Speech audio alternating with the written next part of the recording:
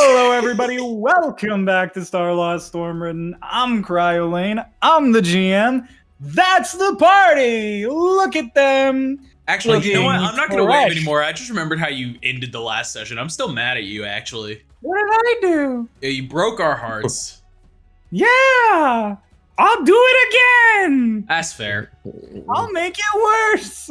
Yeah, that's true. I don't remember that well, so maybe you should recap. What? You know, I might as well. Pulse, you're right. I think Last it's what we're gonna time do. on Since when did Stormridden, we need segues for this? it was a good I one. needed though. one. Yeah. So people know Pulse, I'm here. you keep doing that, and you'll be duly rewarded if you keep up the good segue. You know what, Let's Pulse? go. 1 point for segue. 1 point of what? Uh-huh. Exhaustion. Keep saying Last shit like time- that, you're gonna die by the end. On Stormridden, we picked up with everybody sort of separated across the city.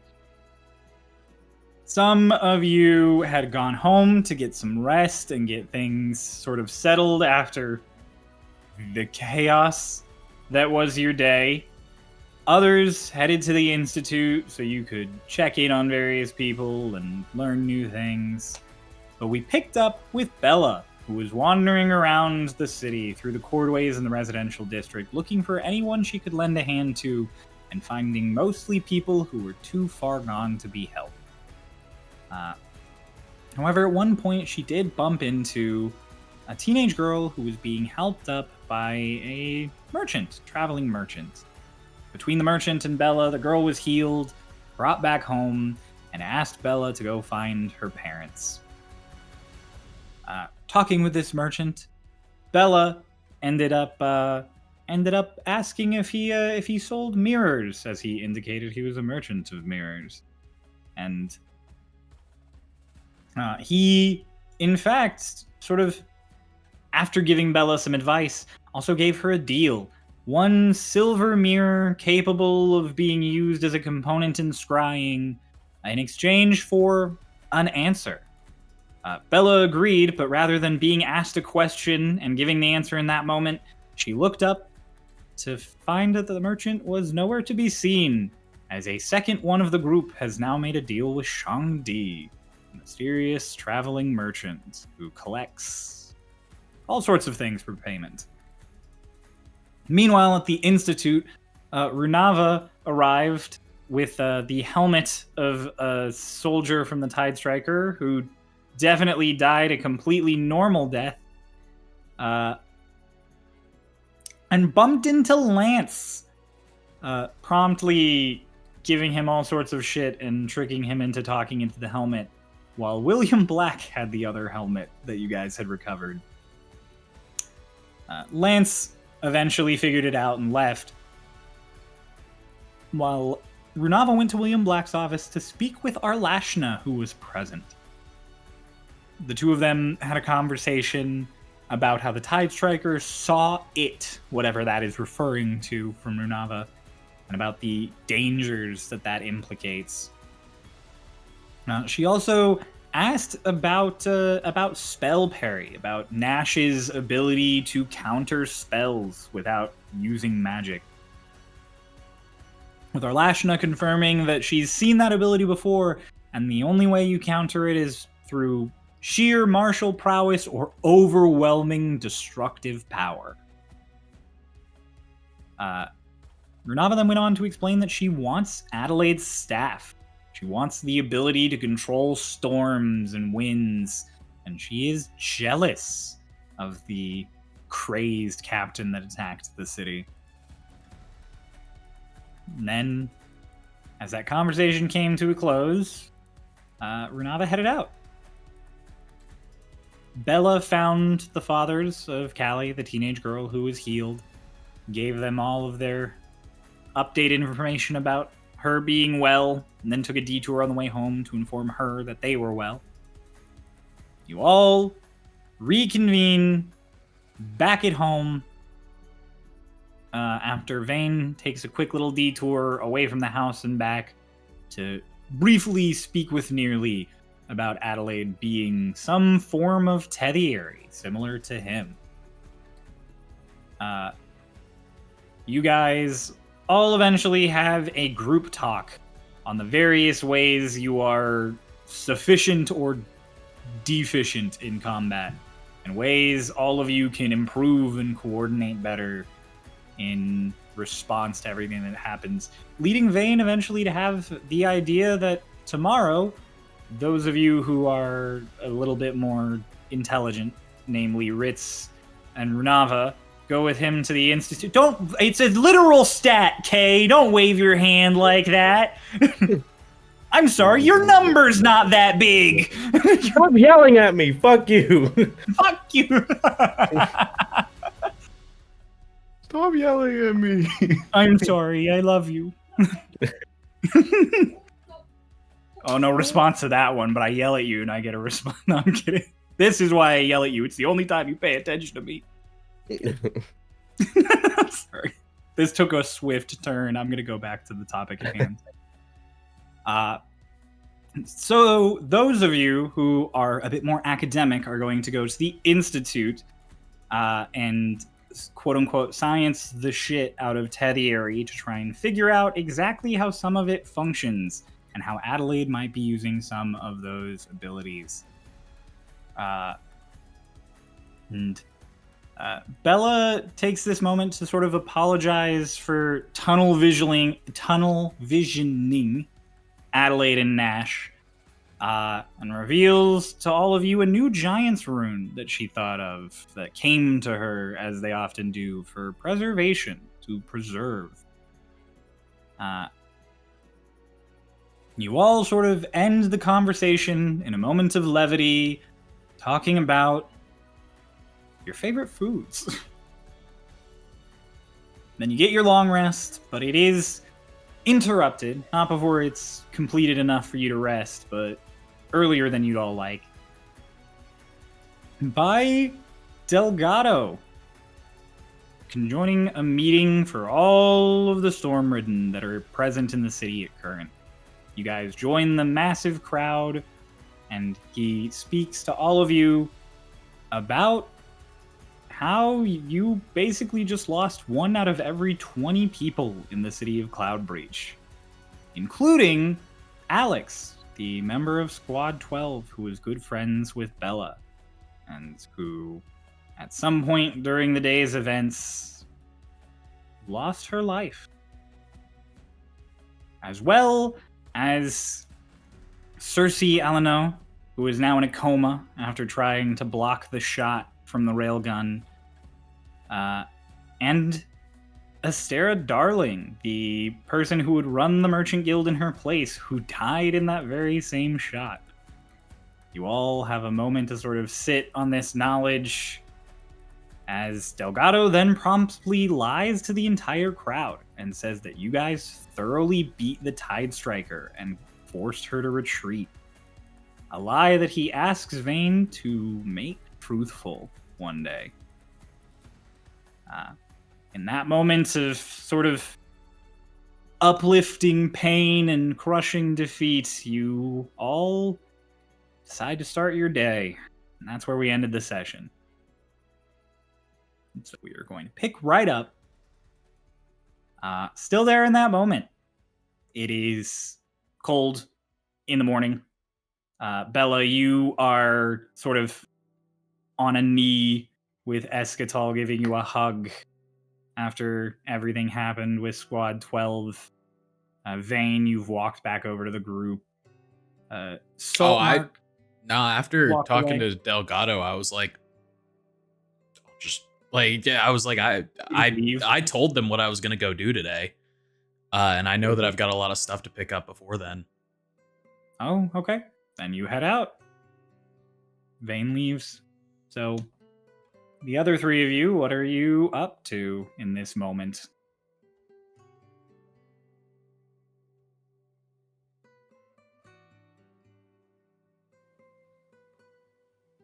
Okay, one of the 2 of you whose cameras are on. What are you up to?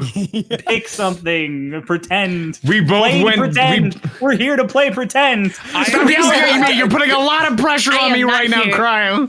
For the audio listeners, Crow and I both shrugged at the same time. Yeah. I'm like, To be "So fair, pick something." Runava, I at least asked you to show up where I'm going to. I have to pick up some shit on the way. No, you know what we're doing right now, Cryo? We're showing our remorse. We're There you having a go. moment of Having a moment of silence. silence. Yeah, there you go. Yeah, Celic and Runava, Beautiful. the moment of silence characters. Yeah, the two who are not talking. Urnava will say, so, do you think he wants me to go to the Institute now or later? Well, he left. He did leave. My assumption is he probably assumes you want to meet. You're gonna meet him there. That would be a fair assumption. Hmm. Ah,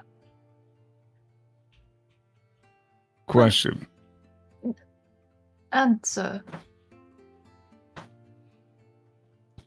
what was your favorite spell as a sorcerer? As a sorcerer, polymorph? It's a good one. It is a good one. You can turn things into little guys. You can just change things around. And Celic points over at you. And he says, Sorcery Burst.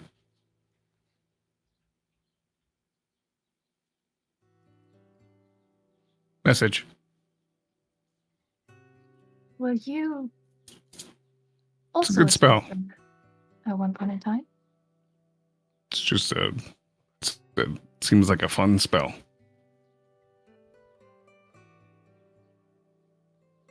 And he just gives you a little wink.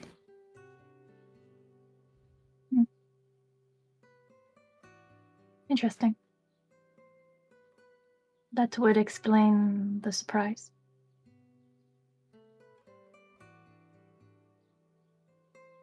There's a couple more on my list, but sorcerers have fun spells.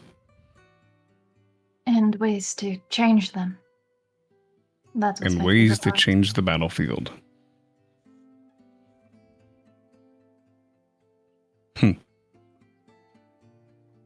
Anyway, that's how he gets up. It seems you need to meet Thane eventually.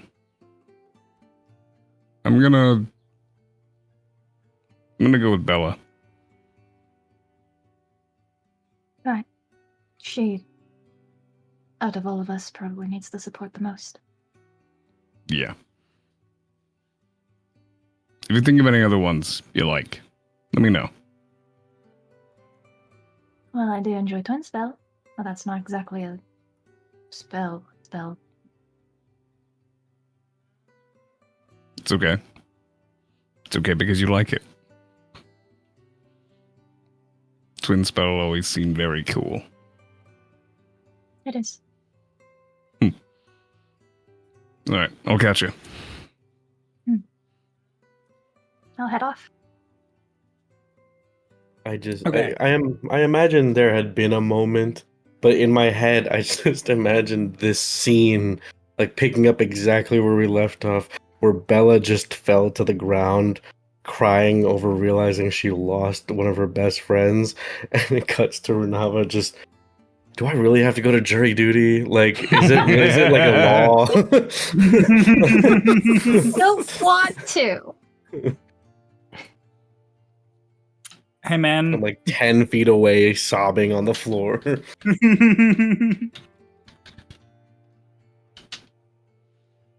It's like walks up and puts a hand on your shoulder. Me. Yeah, you. I look up. I'm still like there with Eschatal. Hey. Hey. Whatever you're gonna do today, I'll walk with you.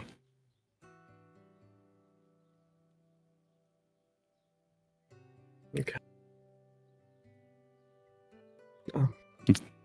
Until you don't need me anymore. I'm right here.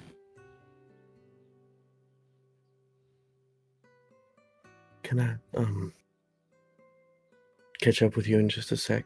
I just wanted to talk to Escatal about something. Yeah. Just call me over when you need me. I'll be over there smoking. Not. After he walks away, to Escatal, like, do you know what happened? Escatal kind of keeps his head low. He doesn't look at you when you ask. And and then he kind of starts sobbing a little into your leg.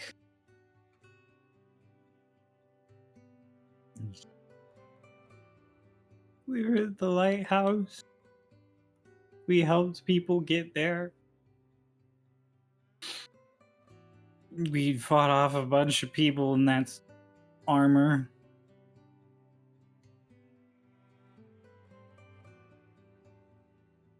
And things were finally starting to look normal. The corps commanders had showed up, and Cersei was there helping organize, and everything was starting to sort of level off. And then the tower opened up.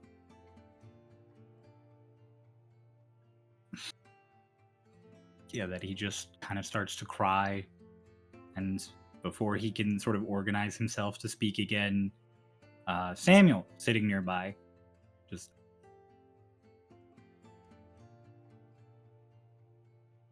She pushed us out of the way.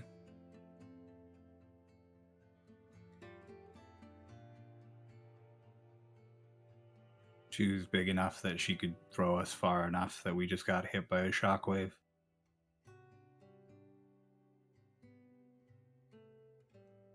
Salt and Escatal were the ones who were closest, so that's why they're taking it particularly hard.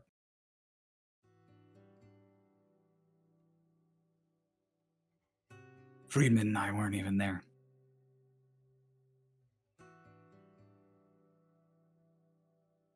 And then everything was covered in dust, and Escatal was crying, and Salt was raving, and I was appreciating the fact that I'm deaf.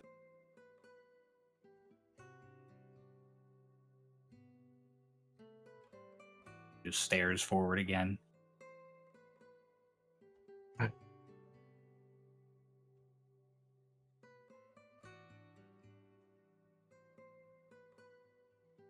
If there's ever anything any of you need that I can do, please let me know.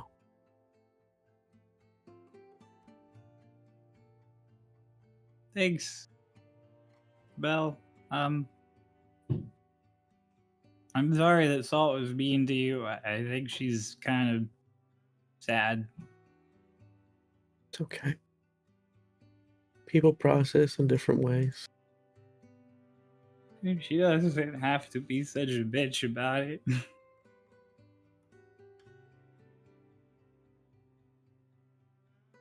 Thanks for It's okay. fighting off the Tidesraker.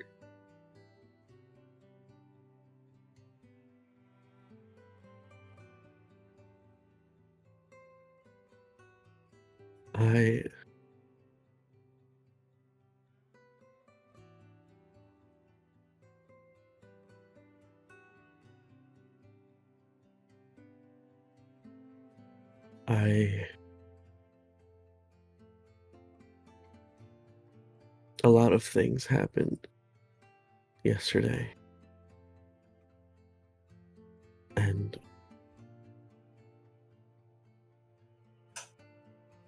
I just want you to know that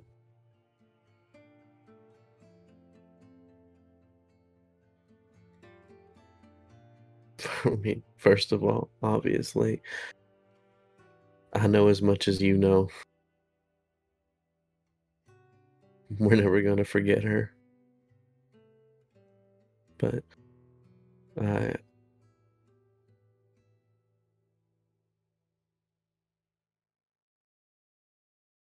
I'm going to do what I can to make sure that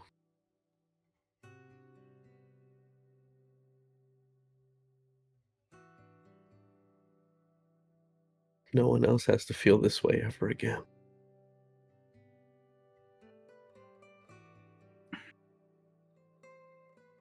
Escatal just nods to you. And I like pat him on the arms, like, that's why we're Stormridden, right? Yep. Came over here to help people and save things, help things, save people. I came over to Samuel, just Escatal, you're concussed. Probably. Definitely. Samuel just stands up and, like, pats the top of Escatal's head as he puts a hand on your shoulder and just, we'll be okay. Just, if you... And he looks at you, and you can tell by the way he looks at you that he knows Delgado was lying. The way he stares at you in that moment, just, thanks for whatever you did.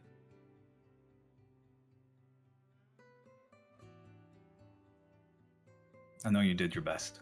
Like, goes from the hand patting to just like a fist pressed against your chest plate. And then just... And then he picks Escatal up, kind of like how Alex used to, and pops him on his shoulder. It's not quite the same fit by any means, but Samuel's a big guy. And he walks off through the crowd.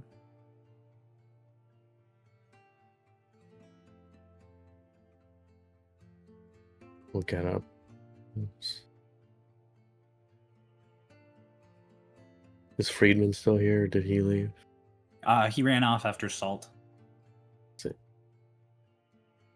Well, I will...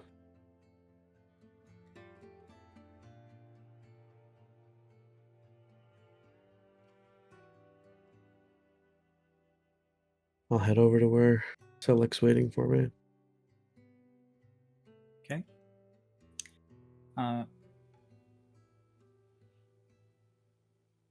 You guys There you gonna go. head out? Yeah, let's go. All right. Come on. They go for their walk. To the tower. To the tower. Ritz, Pulse, I know your camera's funky and your stuff is good, but are you gonna just head all towards the Institute so you can eventually meet Vane there? Yeah, I was just gonna go directly there. Okay. So, well, meanwhile, Vane, what do you run off to do? First stop, call it optimism. Vane's a bit shaken by what Delgado said, because he's not used to having that pressure put on him. So he's moved. He's a swift guy. I mean, he's not, his movement speed isn't insane or anything, but he is quick on his feet.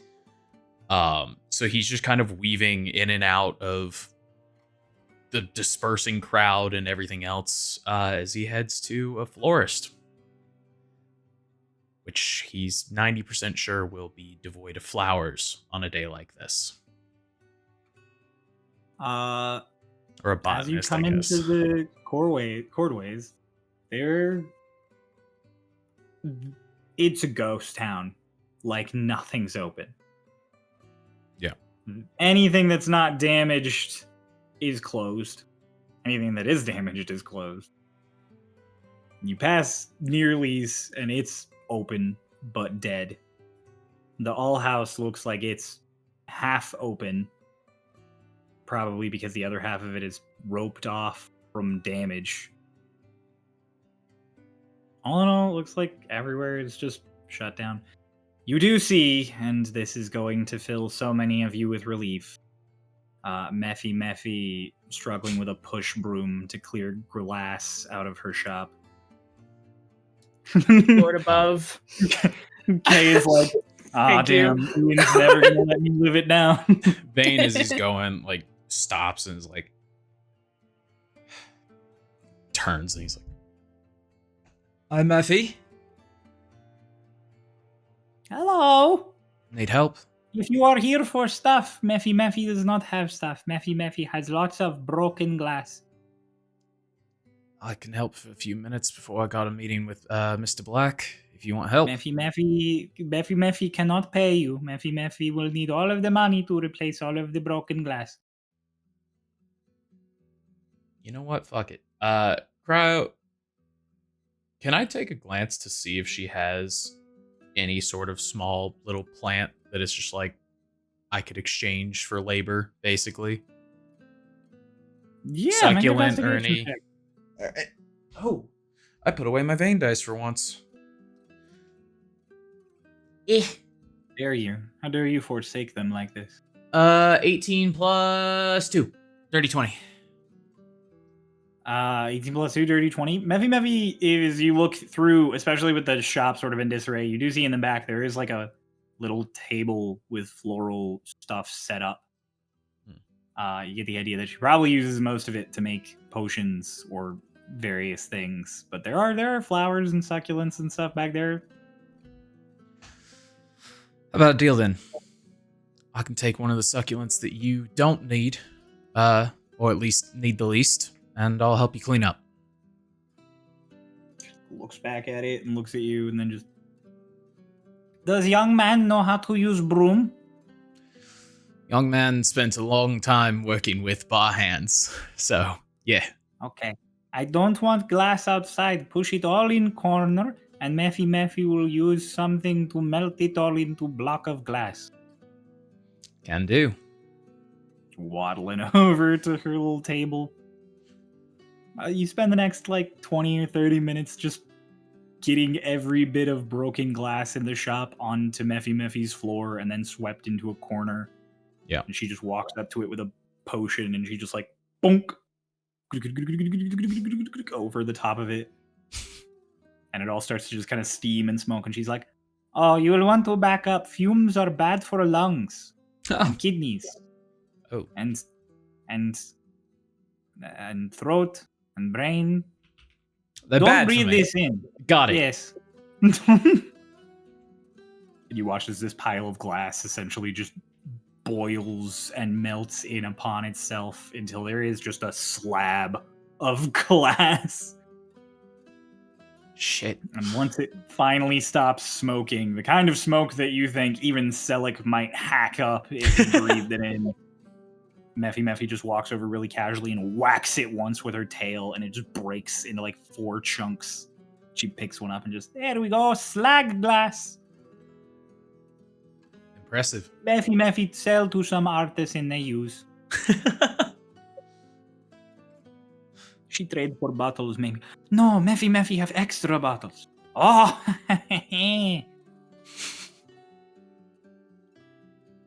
she still sells slag glass. Thank you, young man. You here?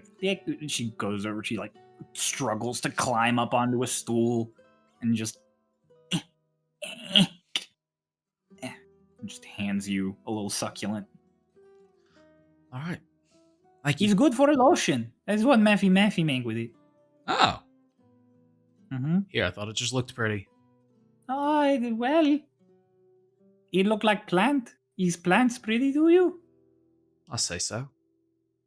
Oh, soft skin's weird. Okay. Climbs back down off the stool. Vane is like, have a good day, Mephi. This still sounds racist.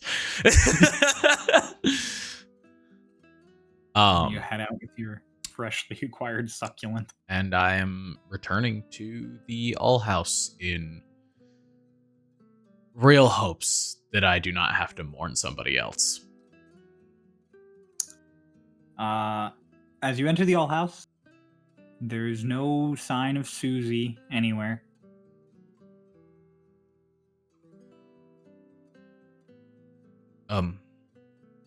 Excuse me?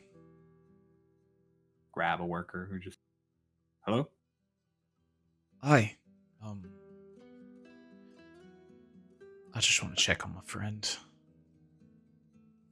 Do you know if Susie's alright? Oh, you're a friend of Susie's. Yeah. I think she's all right. She was here when everything started. I think she ended up going home after things calmed down. She was taking the news about Cersei pretty hard. Right. She Unfortunately, hasn't come in today, so I don't know. does she have a locker or something that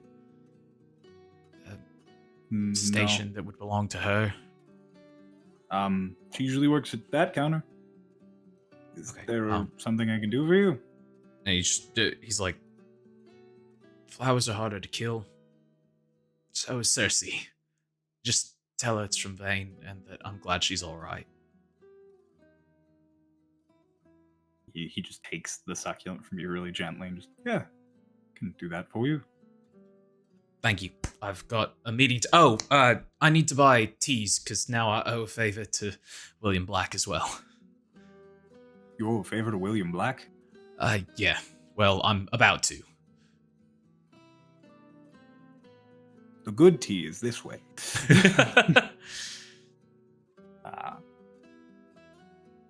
Please, tell me what your tea budget is. It's the world's most... It's the world's craziest study session. So... You give me a number in gold, and I'll give you how quality of tea you can get with it. Caffeine over flavor is what we'll go with for number. That's cool. That's cool. I don't know how expensive tea can get, man. Give me a gold number, and I'll give you a ton. That's why I said Or just give gold. me a number. Or gold? Okay. You are able to get a bag of some pretty quality tea grown in Shade Step and imported across the wall. Cool. It's a little smaller in size, but it is pretty hefty in energizing. And it's a little on the pricier side despite the small amount of it because it is imported. Yeah. So then you're on your way to the Institute? Yeah. Okay. Meanwhile, Runava, you get to the Institute before anybody else because you go straight there. So similar to what everyone else is going to see, the city is pretty quiet as you walk through, both because it is early in the morning and also because there was just a terrorist attack, essentially. And so your walk there is pretty dull, but once you get to the research sector, you notice that it is alive. It is full to the brim with people working, more than you've ever seen before. To the point that when you get to the Institute, you kind of have to make your way through like the crowd at the front door to get in, as there are just a bunch of people coming in and out. Okay. And then you're in, and it's not so dense that you can't move around because everybody is going to places and researching something. It's not like they're just meandering around, like they're not like tourists who are just standing in the atrium being like, wow, the tree. But there is activity, a lot of it.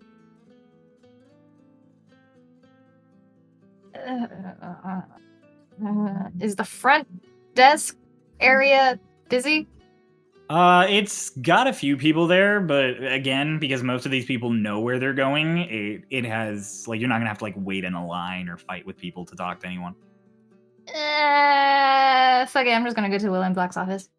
You just go straight to William Black's office? I've been here so many times. That's true. Just roll me a 20. 7. Roll it again. Oh shit. Is that a 19 or a 16? That's a 19. It's more than 3, so you're good. I Woo. also rolled a 7 the first time.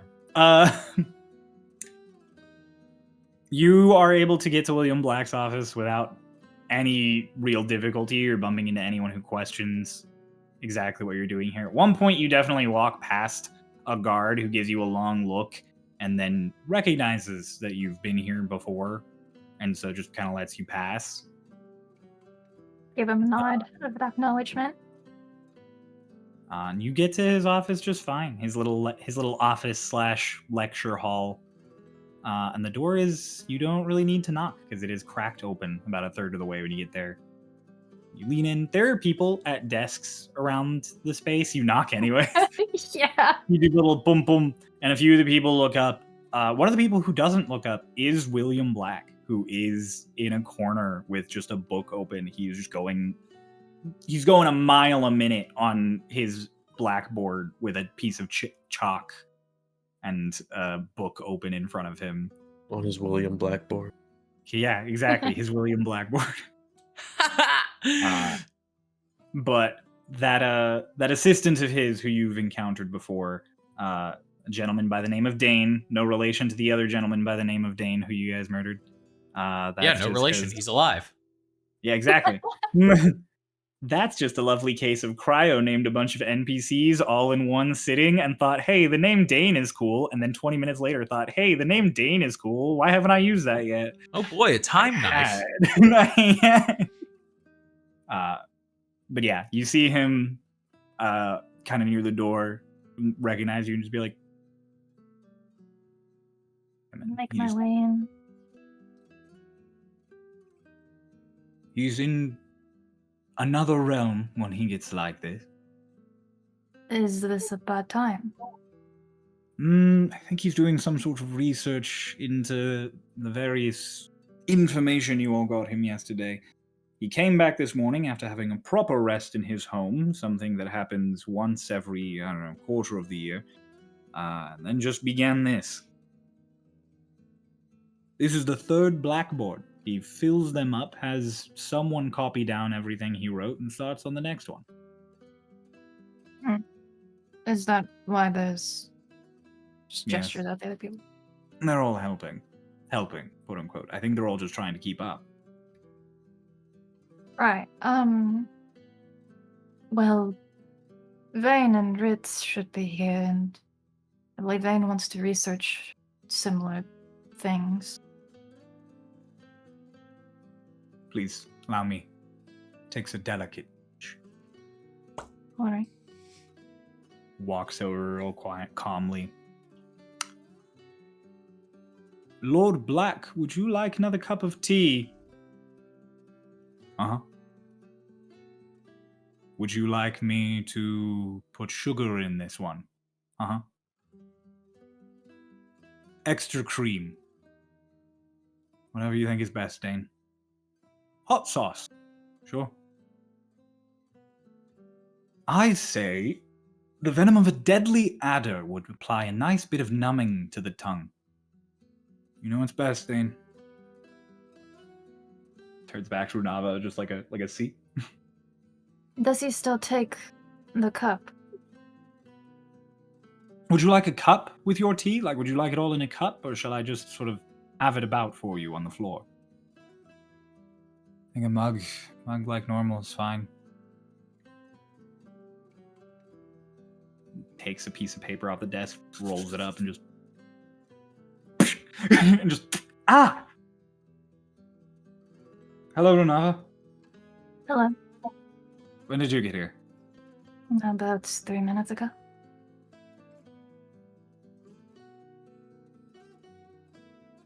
Did you suggest putting poison in my tea? Venom, technically, but yes. You agreed to it. You also agreed to hot sauce. Okay, one of those is lethal. The other is unpleasant. Well, I guess they're both unpleasant. Well, I mean, I guess I've never tried the venom in my tea. You can always be immune for everything. There is. That's true. There is magic that could do that. No, that's a waste of time. That's a waste of energy. That's it. Dane, normal tea, normal cream, normal sugar. Runava, what can I do for you? Well, Vane wanted to research about things, and I didn't really have anything else going on. Where's Vane? He had errands, I believe. So you just decided to come here early and wait? Something like that. I had the idea to maybe go and talk to my grandmother, but She's around the busy. corner in that other office that she and the others have sequestered. If you want to go talk to her until Vane arrives, I can always send you a message when he does. Right. And now that I know I have something of a deadline, I can speed up a bit on these equations. He says that, and somebody in the back just goes, "Oh."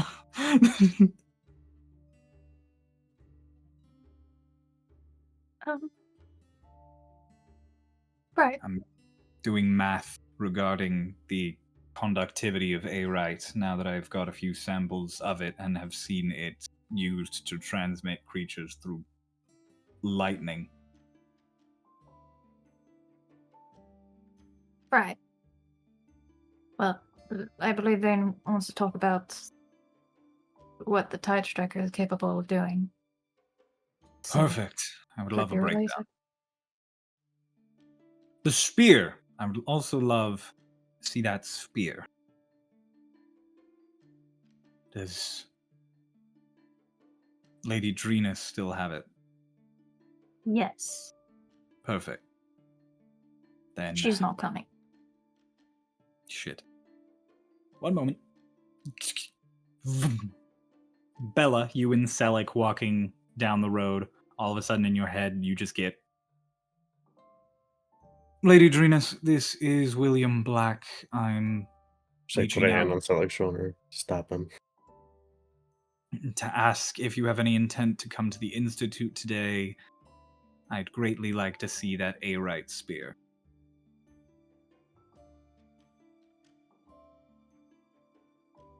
Hello, William Black. I'm saying this out loud so Celic can get the context. Thanks for sending your Where is- message. Oh, it's in head. Okay. I am not sure if I'll have time. Day is uncertain right now. Will bring soon, though.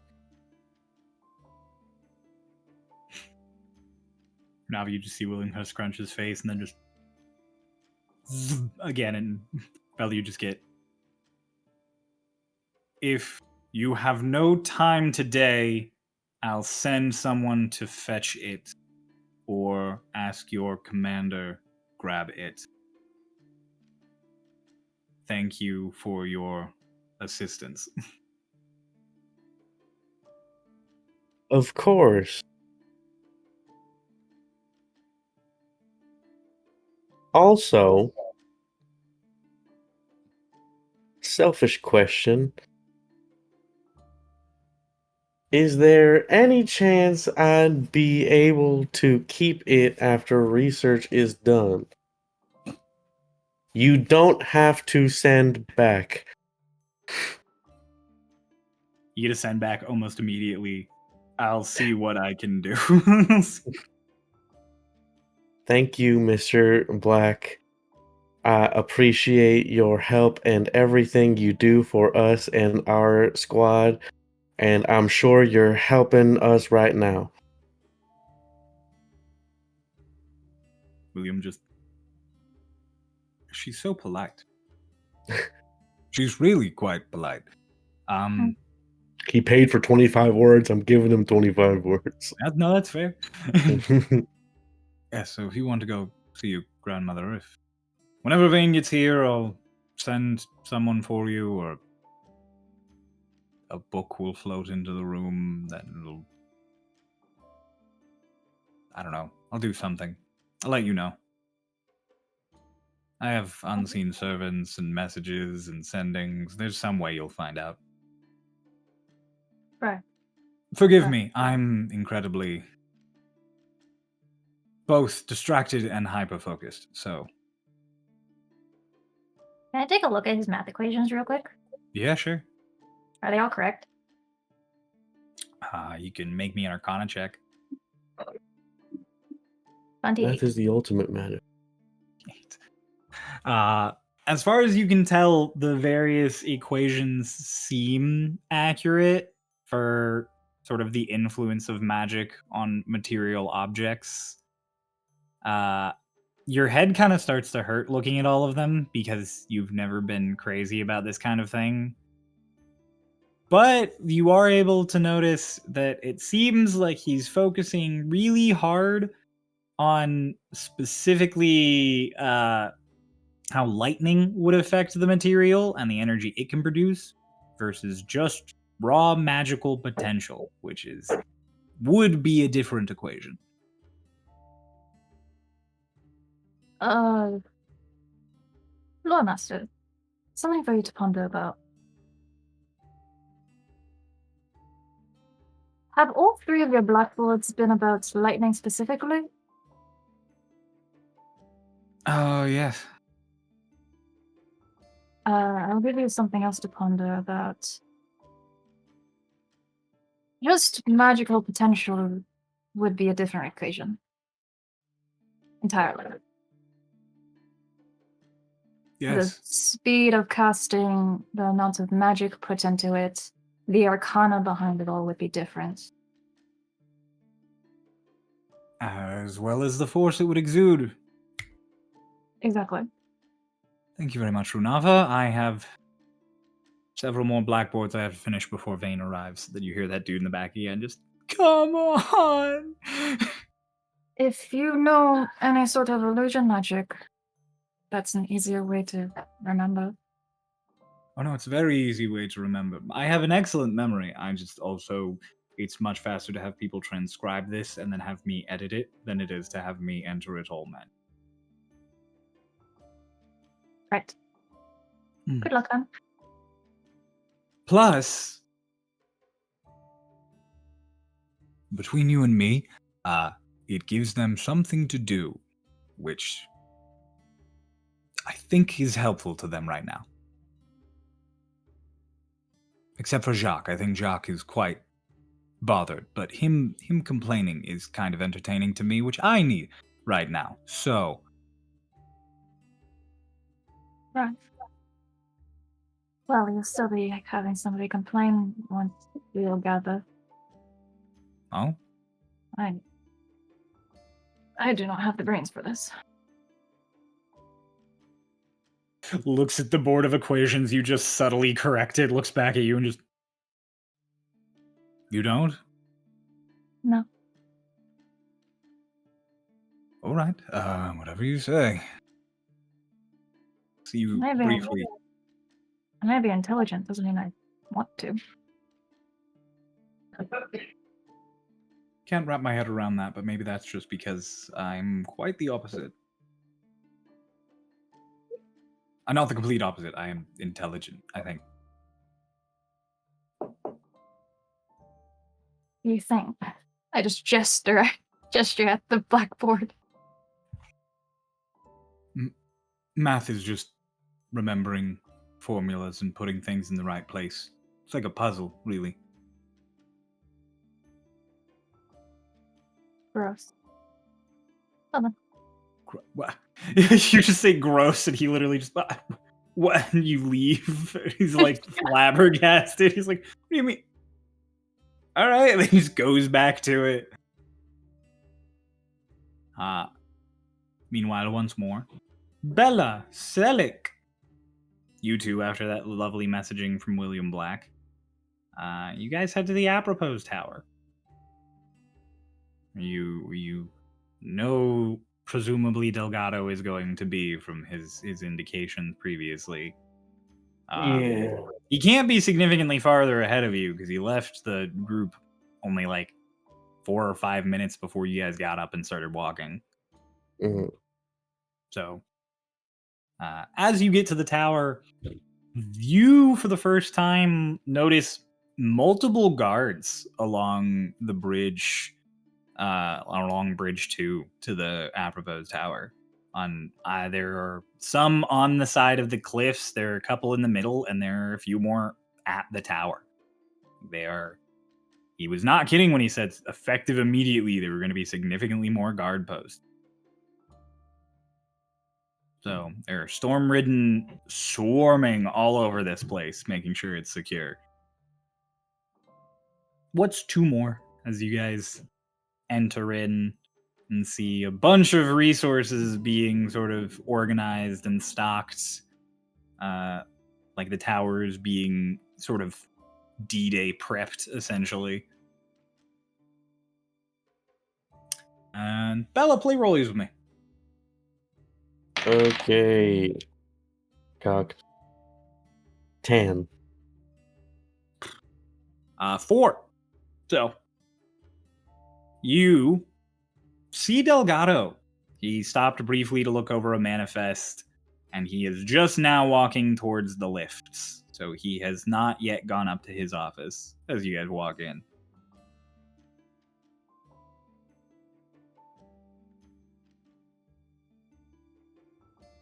I think I'll actually hold back and wait for him to go up the lift, just because this doesn't feel like the place, you know. If like the conversation I want to have with him it should be a little more one-on-one, and it's not really elevator talk.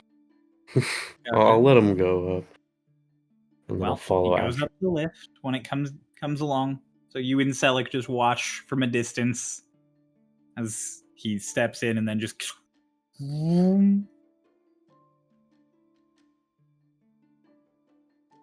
And after like a few seconds, I'll walk over casually,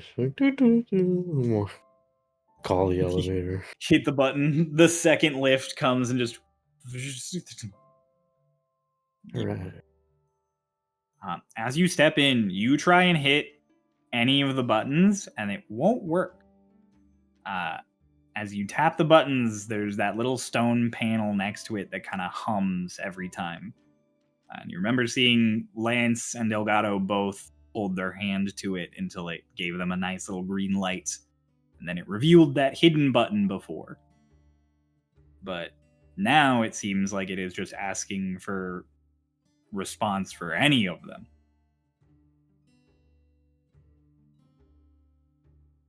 You hold it, Put my hand on the thing.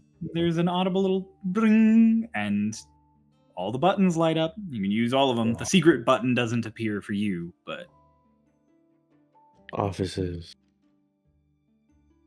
the lift starts rising up and up and up. The tower seems fine. That main lobby area is full of stockpiling resources and stuff that's just getting sorted. But as you pass the Magic Guild, everything here is same as it has been. It literally looks completely untouched, and the same for the offices. But then, as you get to the top floor, and the elevator grinds to a stop, the door opens. This floor looks very much like it was affected, namely by all of the various damage to the walls. Several slash marks and cut marks, numerous what look like bullet holes, and the various singes and burns of magic.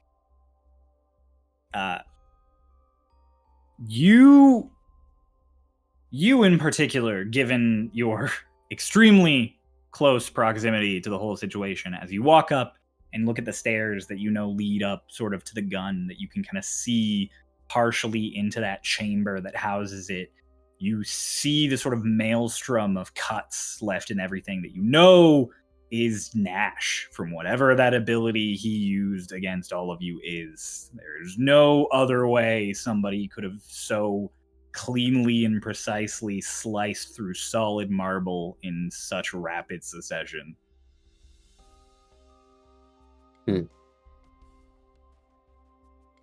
Does it like following just the path of Nash's slices? Does it look like it was like heading to Delgado's office? No. Looks like he went right for the gun. I see. It does not Okay. deviate down the hall towards Barristine's office or towards Delgado's. It is just straight up those stairs, and it gets to the doors, and then glancing past it sort of into the space with the cannon, you especially being tall enough to sort of see above these stairs into that little antechamber, it looks like there is no signs of a fight in that room. At least not from Nash. Like all of those cuts, you don't see them anymore in that space. You'd have to go in to get a better look to really gauge it, but that's up to you if you want to try and go take a look. Just I'll gesture over to the gun room. Be like,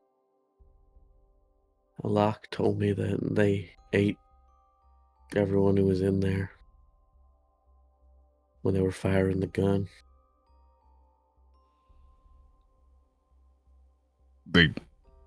They what? They ate them. They.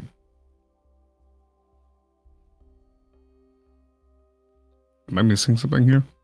Alak, the Fae, when the people were in the traders, not the traders, the invaders, I suppose, were in the gun room and shooting at the city. Alak ate them.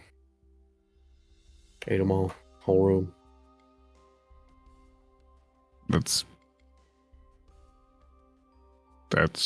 impressive. That's what they say, at least. I mean, I wasn't That's- there.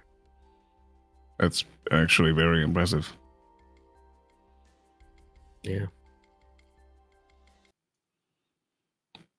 Just sharing fun facts. As we're heading up. Celic was just like, oh. Me sharing a got fun him. fact. Hey, you know that person who's one of our bosses? They ate everyone in that room. Neat. Neat.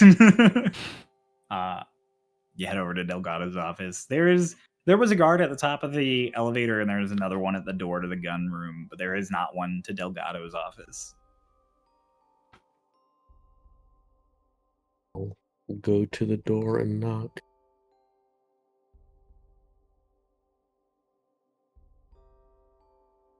Come in. Head inside. Open the door and like lower my head for a moment. Captain, Hello. Bella? uh, Celic? Do you both want to come in? yeah, I have. Do you want me to be in the room for this conversation, Bella? Oh, Where it I mean- happened. It's up to you. Okay. Celic walks in. I'll like lower my head a little bit and just like, so I'm here because I had something I wanted to ask you, and Celic's giving me moral support today. But Captain, I will get straight to the point. I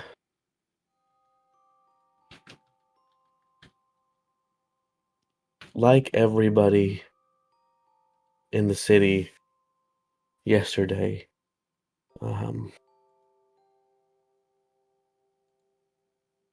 I and we all lost things yesterday, and there were a lot of things that happened in rapid succession, one of which being our encounter with Nash, our second time seeing him, and our second time making it out alive. And I understand that I made it out of that situation alive yesterday with a majority of luck and a small amount of my own skill. And I am coming to you because I want to change those ratios. I want the next time I encounter Nash, because there will be a next time. It is too hopeful to assume there won't be. I want to get out of that situation with skill rather than luck. I am asking you, Captain Delgado, if you could train me to be one of the few select people you believe could survive an encounter with Nash. And lower my head.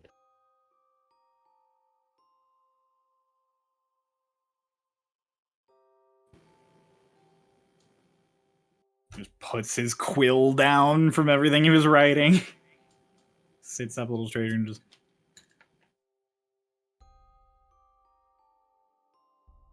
For Annabella, I have a number of concerns from this request. Okay. Namely, I always hope none of you encounter Nash. But you are correct in your statement that it seems that's outside of our control.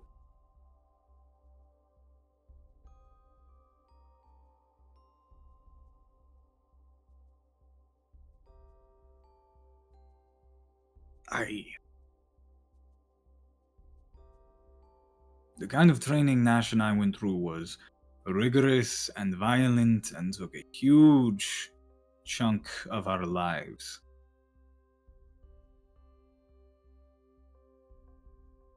The scars that we bear to fight the way we do are deep and thorough.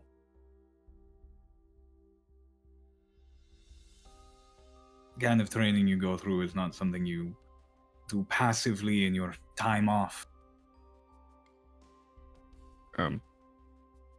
Excuse me, sir, may I? Twig?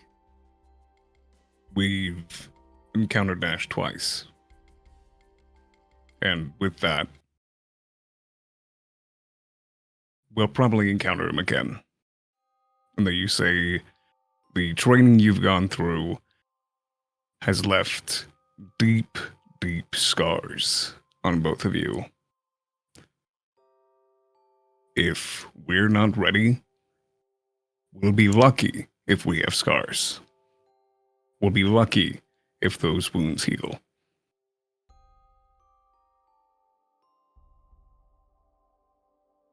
It's not about luck anymore. It's about being ready.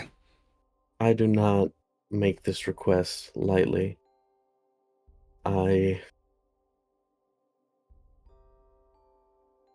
Before Nash left us, we told you he took off his mask as a way to mark us, because whoever has seen his face doesn't survive.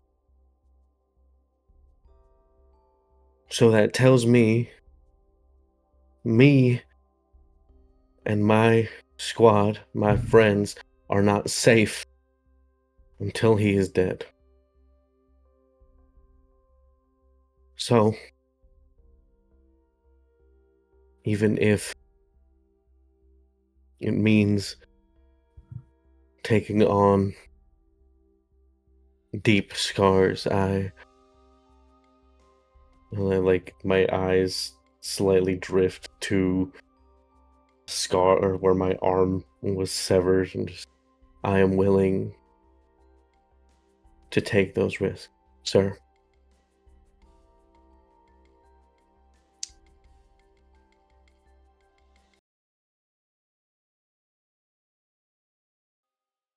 Tomorrow morning at 6 a.m., I want all of Squad 13 to be at the gates at the exterior of the city into the foothill.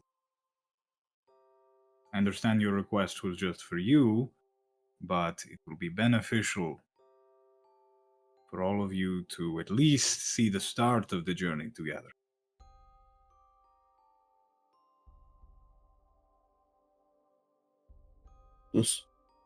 So that's a yes? That is I will see you at 6 a.m. tomorrow. Of course, sir. Thank you, Captain. See you then. Turn around very stiffly, open the door, walk out, hold the door open for Celic.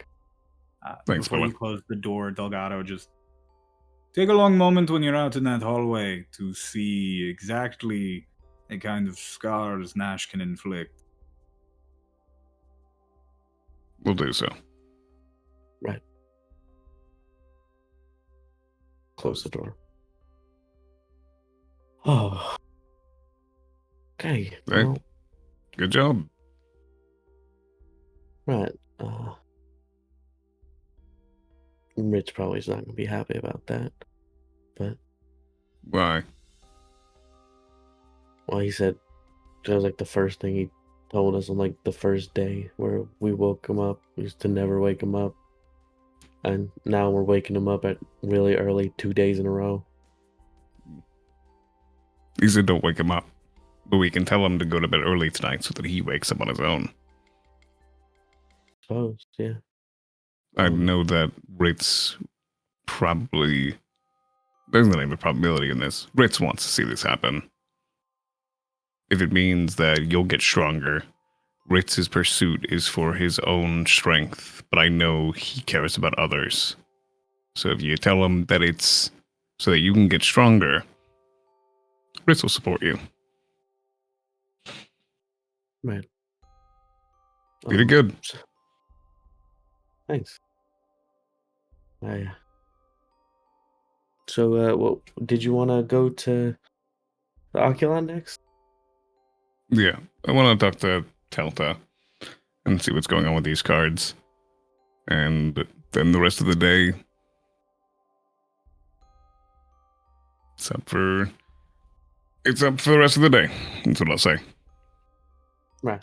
I am here until you say you don't need me here. But I'm glad I'm here. I think you should really, you should redefine your rules, because I'll always want you around, Celic. That's sweet. It's up to you. Whenever you have had too much Celic walking around. Or if you just need a moment to yourself. At your back. Thanks. Come on. Let's go figure out what's going on with our cards. Yeah, let's go hope the Oculi is still up. I was gonna say, let's go, see what's going on with our cards, and then I was gonna call you Wall. But I don't think that sounds as sweet in my head. Because then Let's I'll sit have out to call loud. you Parasite. That's pretty cool. But everybody feels so mean. Why? Parasite's a word with really negative connotations, like if you're calling someone one. I don't see it as a negative connotation. The card called me it. Well, yeah, the card called you it. Doesn't mean I got called you it. Yeah. The card called me it. I'm still holding on to it. Tell me what you want. Words don't hurt. Okay. Let's go, Celic. Yeah, okay. I'll take that Meanwhile, one. Vane, Hey, you arrived to the Institute. did Ritz get lost? Ritz also arrives to the Institute, but he's I'm here. He's backseating. he's ba- All right, great. yeah. I can interact right now because I just like. Oh, you I'm, can? I'm like 90% done, so we're like Gucci. All right, sick. So Ritz, you got there a little before Vane. I'll let him do his thing. I'll take the back seat. I'm waiting Listen, on he you. would have gotten there before me. No, I was just. Oh, you were just waiting at the door? Yeah. Uh huh. All right, great. Yeah, you see Vane walk up. He's got like a bag of what looks to be some level of groceries. You went shopping before this? It's caffeinated tea. I figured that if I was going to ask the lore master of the entire EEC to help me out, I should tempt him with things he likes. Does he like tea? Yeah. Good idea. Yeah.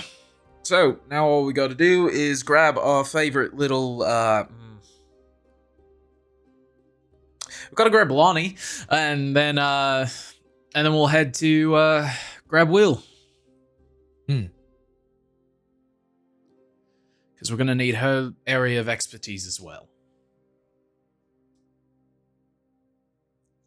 Go in and just immediately. Oh fuck!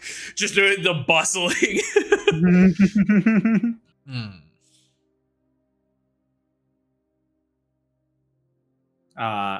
As everything is bustling. Oh, okay. As everything is bustling, do you guys go up to the counter, like the front, and be like, "Hi, we're here to see William Black," or do you just go? Bane's gonna at least try. Okay, Ritz would just go. there's- Fair enough. there is someone there who just, hello. Hi, got a meeting with William Black. You say Will, and they have a moment of like what? Then you say William Black, and they have an even further moment of what? Because what did you call him? Like they're like, one moment. Gring, gring. Lawmaster Black, there are two Stormridden here, saying that they have a meeting with Will. And there's like a long pause, and then just, right, that's Vane. Have them come up. Ching. You are free to go. Could I ask you one Do you more know the favor? way? Do you know how to summon Etelon? Starting with the proper name instead of the nickname. Etalon. Minor That's an- illusion. Yes, I know how to summon Etalon. Lani. Could you have him meet us there? Certainly. Fantastic. Have a good one. And he just immediately, like, he's like, he's like, there's too much going on here. We gotta go.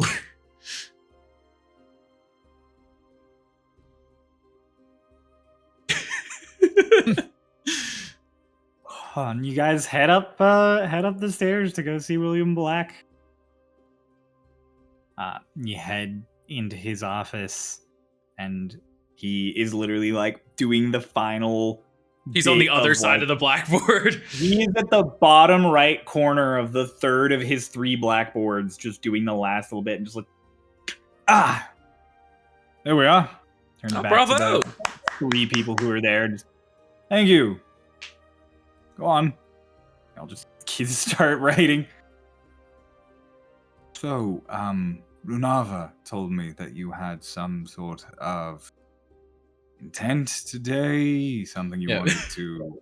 Vane kind of like, because I know those lecture hall stairs. They're like technically 2 strides long. Vane is like 1 striding all of them as he comes down to Will, and he's like, yes, and puts it on his desk.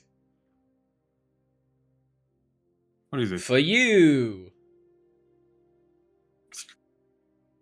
Oh. Is this a bribe? Call it a bribe or call it source of energy. I call it damn good tea.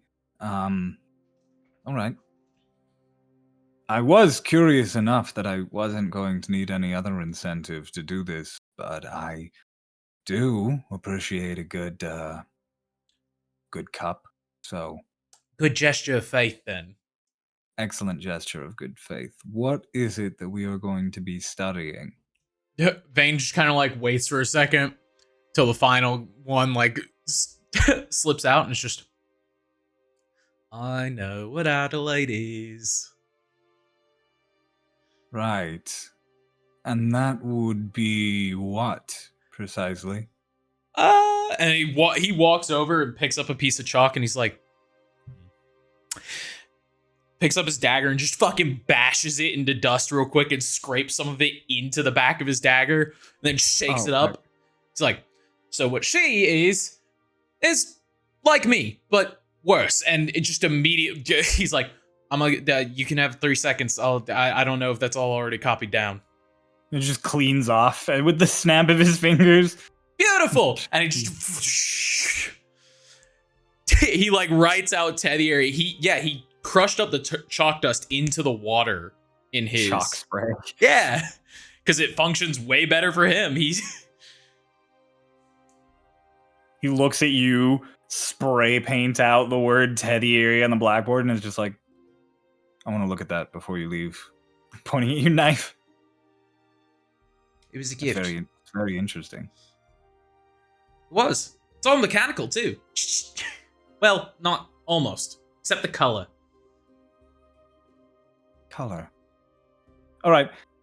So, what is a tediary? Forgive me if my vocabulary is missing some slang from the old world or something like that. I've never heard that word. Well, before I ran into Adelaide, thought it was 101. Just me. You're a tediary.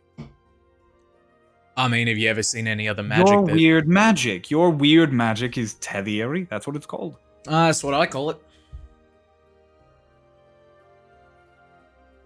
What else would you really call it?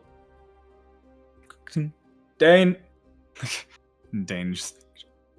Yes, Lawmaster Black. Bring me a kettle. I've got tea already. And fetch Runava when you have a moment. Oh, actually, Renava's grandmother here, she already knows so much about me, and her mind seems sharp as a knife. And Lady Arlashna. Of course, Master Black. Like, just comes through the thing. Perfect. All right. Interesting. Ritz, how are you? Didn't expect to wake up early. Didn't expect the giant funeral, but it's a lot. It's a few days of unexpected events happening. Mhm. I take it you're here to help us figure some things out. Everyone says Ritz is smart as they come. Might as well take advantage of it. Plus, he's from somewhere that no one else has ever really been from that I know, so maybe he's got a new perspective. The way I see Alright. it, I've been, researching magic with Runava. Could help research this. Figured we could also maybe. You mentioned digging through memories, right, Vane? Me? Mhm. I ain't done anything like that, no why. You did mention that last time. When? Mm-hmm. You were talking about how magic leaves a Oh, fingerprint. right. And you Yeah. dig through the... Yeah. Not quite ritzy. So I don't think that Never anybody call could... me that again. Not quite, Gramps. So Thank you. my theory with all of it is, the way that Tether works, I can kind of connect to your magic and they all kind of feel like something else. So I figure I'm not quite sure if we can get anything back out of your brain, but Will's real smart and he's got magic that helps analyze. So, Will, maybe you could kind of figure out. Have you ever tried to look where magic came from instead of trying to figure out what it is? Try and figure out who left it behind. All magic is different. It all feels different. It all looks different. It could smell different. So, wouldn't you be able to know somebody did something to somebody else to make them forget everything? It depends on the magic, depends on the caster, depends on the effect. And yes, I've tried to look at who does magic as part of my overthinking, but it really depends, all in all. Just sort of depends on how thorough the caster was. Sometimes magic is easy to track, it's easy to figure out. Sometimes it's impossible. Sometimes you just have to live with it. Maybe this isn't one of those times, and also Alashna is far better at that thing than I am, so you're very lucky that she's here right now. Vane kind of moves And over then to the other there's- side of the board and goes, shh, and then just writes Ritz plus Will. Like, just immediately, he just immediately puts down he puts down the 5 senses and then just something else that just says aura. And he's like, we can try starting with that, to where these 6 things can kind of help define magic. You might be trying to figure out the who, but maybe you're not looking at the actual picture. Think of it more abstractly. Don't look for an answer, look for a feeling. Feeling. I'm not really sure how I'm supposed to. And like mid-sentence, the door is just sort of flung open at the back as Jess. Who wants cookies? She has like a tray in her hand. She's entering. Oh, hello. Oh, I gambled exactly right. Thank you so much, Lonnie. You want snickerdoodle? What kind? Or What kind? What kind? There's snickerdoodles and Oh. there's chocolate chip. Yes. Yes. All right. Here you Yes. go. Just like holding the tray. Giant finger grab. All right. Well, in that case, meanwhile, a little bit ago, Runava went over to the other office to go talk to our Lashna. Runava, you head on over, you knock. You immediately hear a one moment, and then a little bit of muttering, and then just come in. Open the door. Congrats, you don't only have Arlashna, you also have Alina and Lorelei. All 3 of the EEC reps are in the office right now. You come in. Hello. Hello! You two, you've both met my lovely Runava, right? They just nod.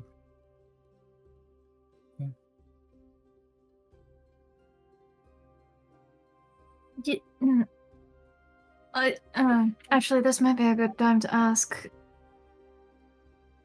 You're Frank, looking at Alina, on the with the Oh, the prank? exploding- The prank was good, right? Great, very impressive work. Yeah, I'm a fan. That paint is a pain to get off with anything but magic. Hmm. I'm working on trying to make it also difficult to get off with magic, but that takes a little bit more wiggle room.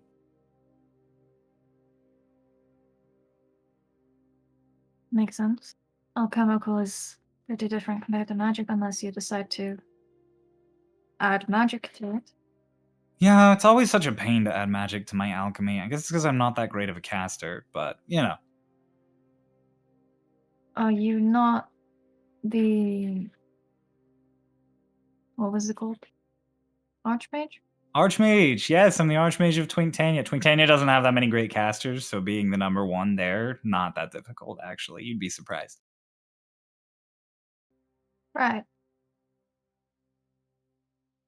Anyways. Granny, Mm-hmm. Honestly, I just came to kill time. I also wanted to ask you a question, which I'm unsure if I should ask you in front of these two.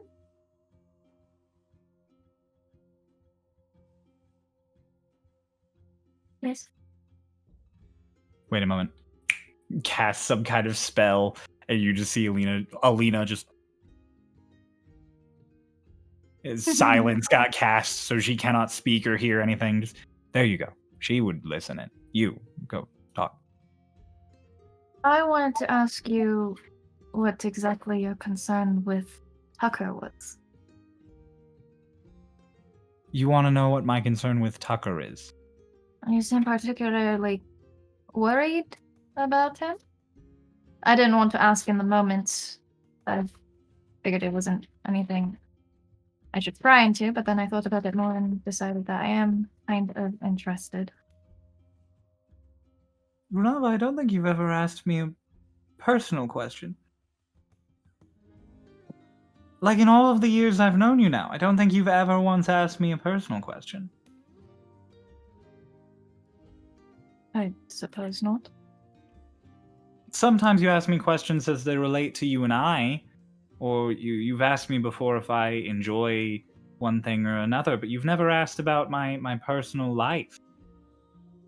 I Yes, think we you did. only know that I'm a mother because I've brought it up myself. Yes, that was one of the first conversations we had. Not like I could have really responded during them, but You surprise me every single day, Runava. You know that? what can I say? I'm a surprising person. That much is sure. Tucker is particularly dear to me. He's not like your child, correct? He's not my child, no. But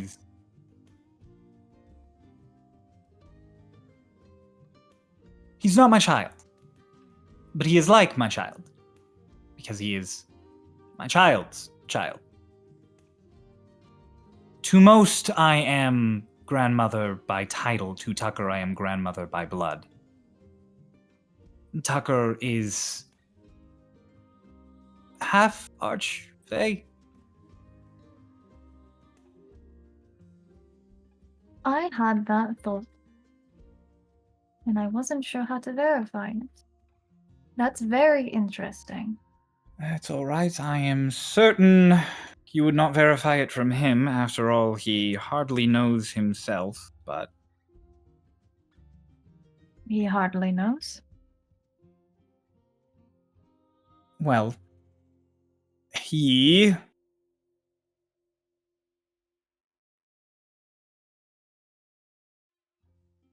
doesn't really know his father all too well. My son is not the most level-headed amongst Fae already. And, that sort of thing. He and Tucker's mother had sort of a fling some time ago, and Tucker was the result. And then my son went off, as he often does, as Fae are often wont to do, especially ones quite as emotional as him. And then Tucker's mother passed. So, he doesn't know I am his grandmother, but he knows I am Granny. As does a lot of elves. Yes. So it makes no strange effect on his day when Granny comes by to make sure he's alright. Is that why animals are slightly weird towards him? Oh, it's absolutely why animals are strange towards him. There was a It's little also- creature that waved at him that I saw. It was very strange. Yes, Tucker's always had a natural affinity for the woods, but Tucker having a natural affinity for the woods and the woods having a natural affinity for him are not exactly the same, and I don't think he quite processes the latter fact.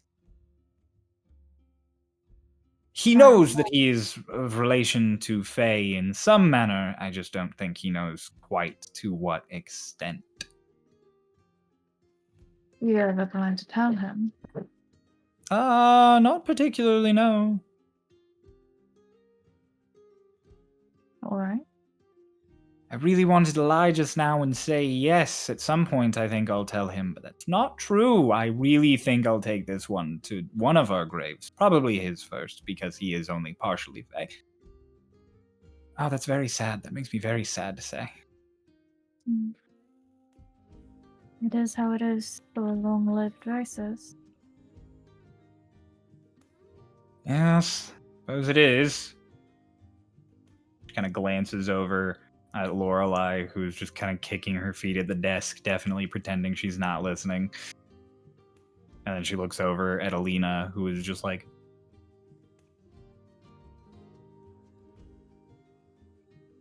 There.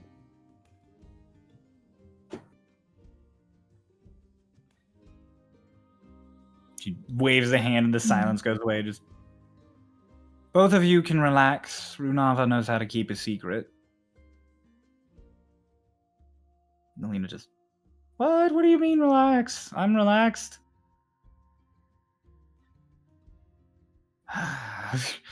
Alina just kind of leans back, and you watch as there is like a prismatic, almost sequin effect that travels up her entire body.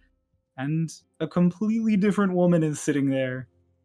Sort of more svelte, like elf-like figure, blonde, straight hair that goes back.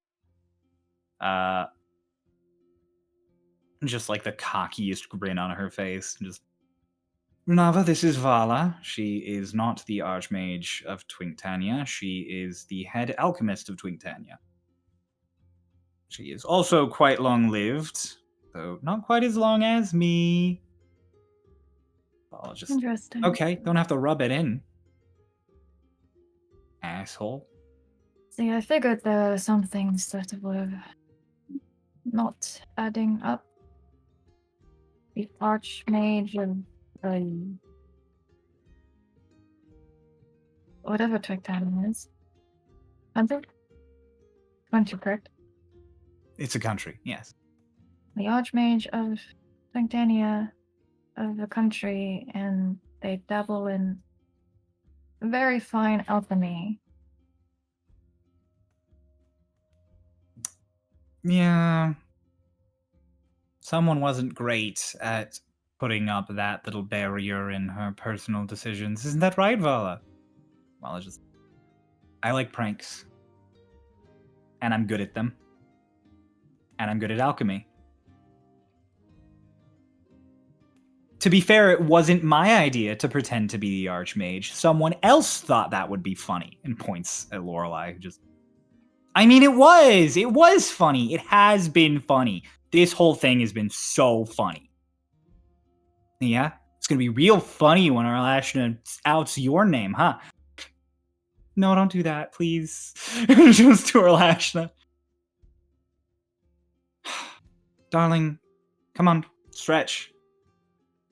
Relax. I know being shapeshifted that long is not comfortable for you. You are nowhere near as good at it as your siblings are. And there's just a... You watch as Lorelei suddenly shifts. And gets a little shorter. Her hair changes color to this gray and green. And she sprouts two feathery wings out of her back as she changes. I'm just... I can do it. Hi, I'm Philly. Hello, Lily. You're... I am a captain. That wasn't a lie. Okay. Everyone in this room has very similar problems to you, Runava. All of us are very, very long-lived. We're all at different stages of it, though. I am a grandmother. Vala is coping with a midlife crisis. I am not midlife, you bitch. And Philly is actually only in her 30s, but will probably outlive both of us. So, we are all very familiar with the kind of problems you live with. You have come with very interesting company, grandmother. We came with very interesting intent. Why did you come? Long secret was, well, we came to offer William Black a genie wish.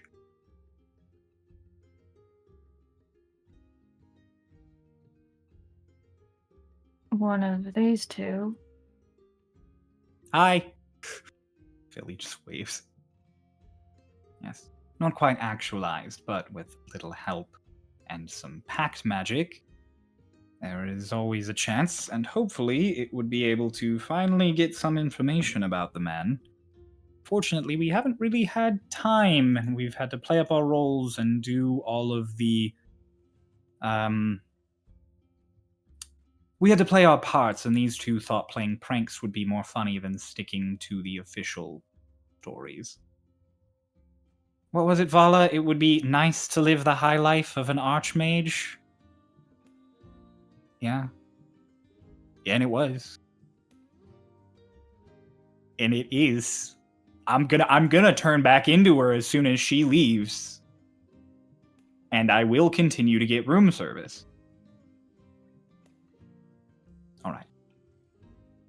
Philly just thought being Lorelei would be pleasant. So Philly just Lorelei nods. is a also an actual person. Oh, they're both actual people, yes.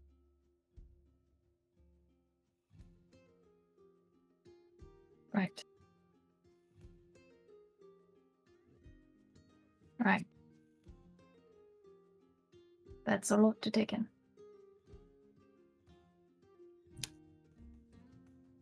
You have gotten sort of close with the lore master. What do you think About what? about him finding out who he was before? Do you think he'd take it well?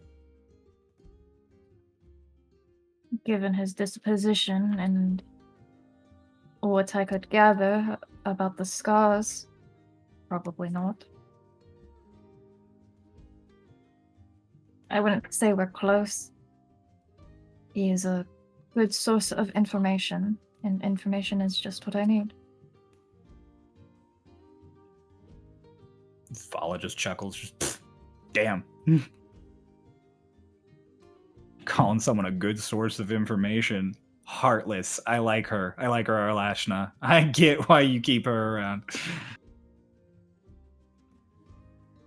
I mean, I don't keep her around. I sent her to the other side of the world. Realistically, she sent me away. You asked to be sent away, which hurt me so dearly. That was a joke, Granny. Is I grandmother told not you. enough for you? I'm funny. I know, so am I. That's why I'm giving you crap. Yes. I don't know. Then there's the door. Just, ladies, put your faces back on, please. There's just a they both shapeshift. Come in. Dane just leans in. Just, hello? I'm here for Lady Runava. Lord Black sent for you.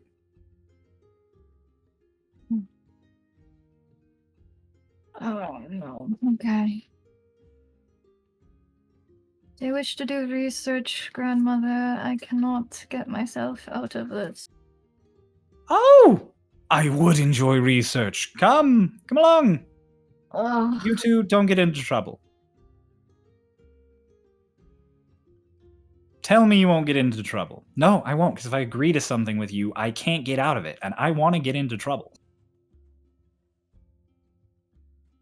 Looks at Lorelei, who's just like, I won't get into trouble. Okay, that's one. Come on.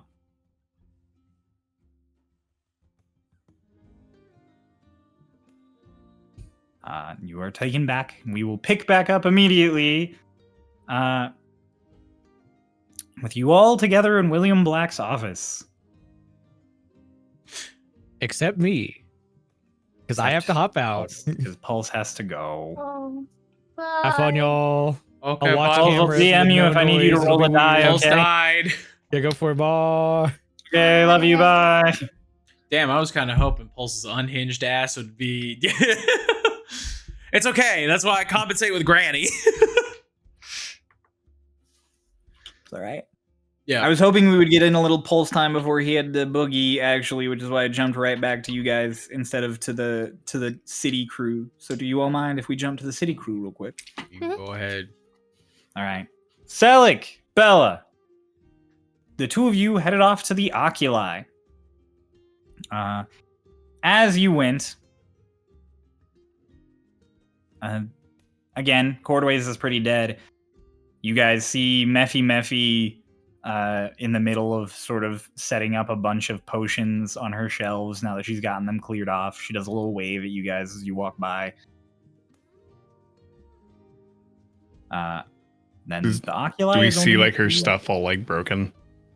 No, Vane helped her clean up all of the broken glass. So her windows are broken and empty now. So there's no windows right now, but there's not like broken glass there anymore. Between her and Vane, it all got turned into slag. Yeah. So like as he's walking by, just because Bella just, she's gonna need more bottles. Okay. Celic, if you inspect closely with what she's putting up on the shelves right now, some of those bottles are bottles you have donated to her. That's why she said to Vane earlier she had extra. He's just like, look at her more. You go just a few doors down and across the street is the Oculi, which as you walk up to it says open, but you don't know if it says it because it's actually open or just because the sign hasn't been turned over. And one of the main sort of tells as to why that feels strange is because Celic, you especially notice there is no smoke coming out of the Oculi.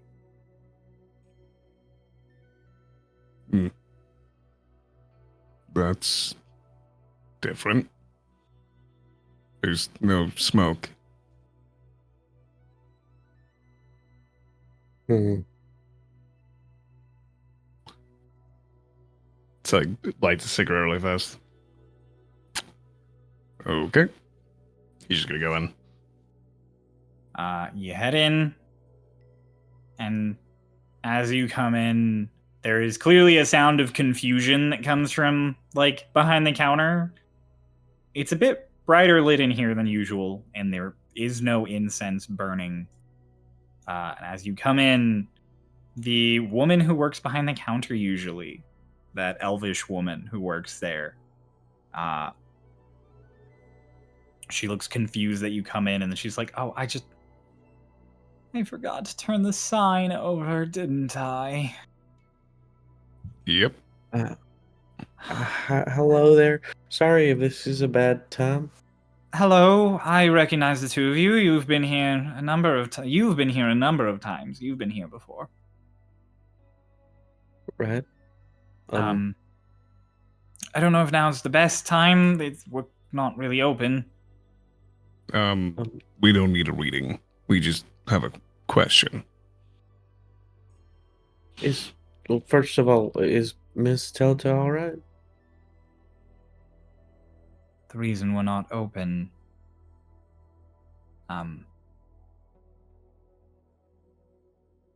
my Lady Telta, is unaccounted for as of the events of yesterday. Don't know Missing? where she is in all the chaos. unaccounted for. We haven't found her yet. Do you have any idea where she went or what she did when everything started going down?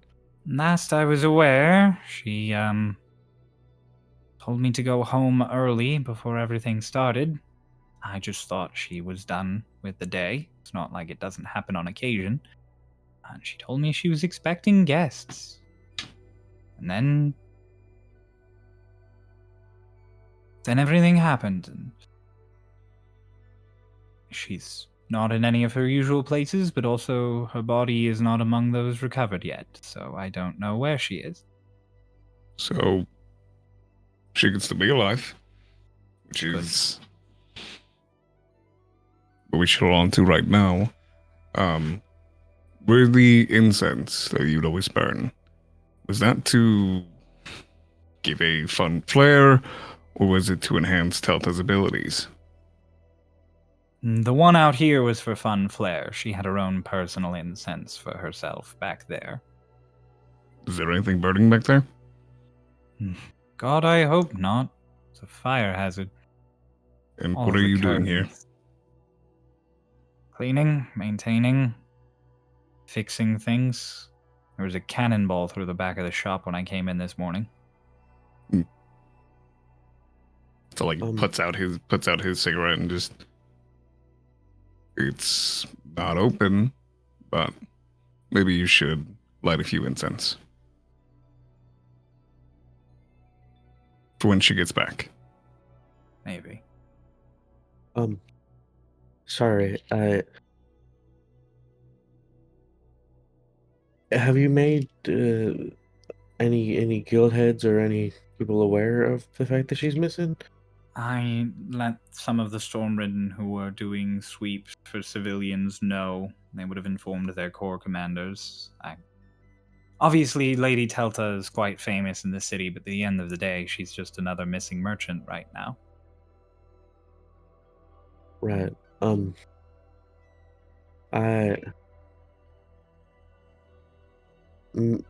We wanted to find Miss Telta because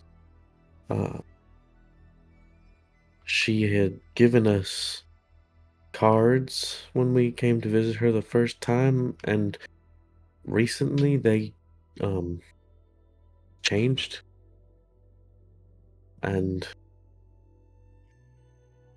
well, they became magical, and we sort of appeared on the cards.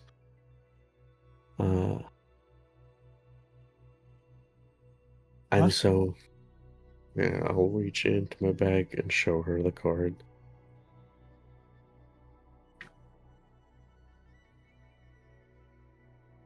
Oh, my. If it's, take it back and just like, if it's not, if I'm not overstepping, I'd like to help with trying to get any sort of information, if possible. You mentioned she had spots that she would frequent, or usual She spots. has a house.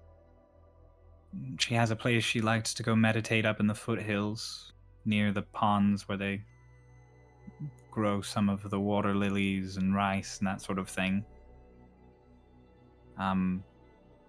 Occasionally you could find her down by the docks. Or here. That was all of it. And of course, feel free to say no. Would you, and you can feel free to watch over if you'd like, would you be willing to let me or us look around to see if she left anything or any kind of sign to where she was going in her back room? I wouldn't mind at all. Stormridden, after all. Ones who she seemed somewhat interested in, especially if she gave away those kind of cards.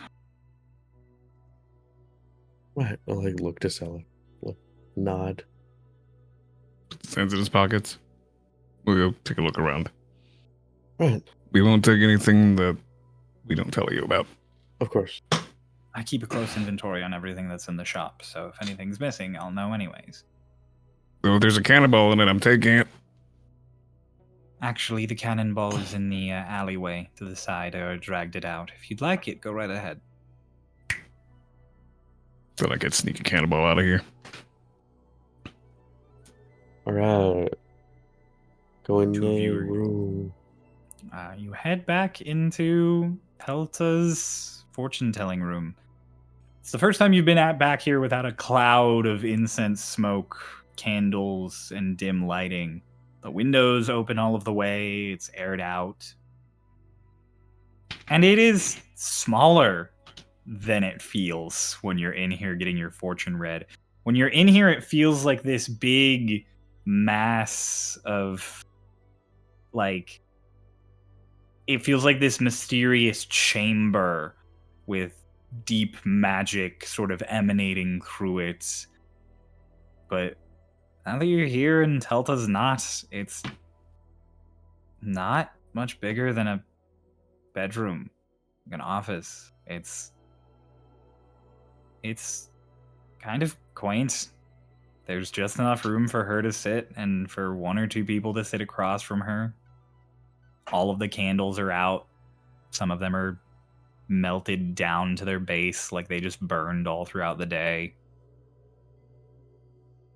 And Like, as we walk, Celic just in his pocket pulls out a stick of incense. Just he lights it and he like holds it in like between the mask. That's better. This feels wrong. Can I? Is her like a little like table still there? yeah, and her little stuff like table's that? still there. I want to look around the room. I'll like check. I'll like lift up the table, see if there's anything underneath or like on the bottom. I'll like lift up like the pillows and stuff. Just look. I don't know. I don't necessarily know what I'm looking for, but I'm looking for anything that's like anything that could be like a interpreted as a message or like something that was left behind on purpose rather than left behind in Mhm. a struggle. You can, either one of you can make me an investigation check at advantage if you're both looking. What's your investigation? Not great, but I can add things to it with my class abilities. I can give myself guidance for. I have proficiency. You have proficiency? Okay, I'll Yeah. give you advantage then. Alright. Is it okay if I guidance? Like I'm like looking around and I like put the incense over my eyes. Okay. I'm like, I could get a potential +10 if I use my class ability, but as it stands, I have a +0. Okay. With advantage, and then Guidance. D4. guidance. That is oh god. Okay. So it was I rolled an 8 and a 14. And the 14 6. So 20. 20 on the dot with guidance. Got it. 30-20. You guys start exploring the room, moving some of the curtains aside, moving some of the like pillows and little cushions out of the way, lifting the table. You come across what looks to be a normal tarot deck. As you guys flip through it, it's all of the cards she used just in her reading with you, all of those major arcanum. A quick use of detect magic would tell you that there is nothing going on with them. You guys also find various intricate looking stones that are carved that look like they're part of another ritual that you guys just haven't encountered yet. And a brand new mirror that looks like it has been hardly touched.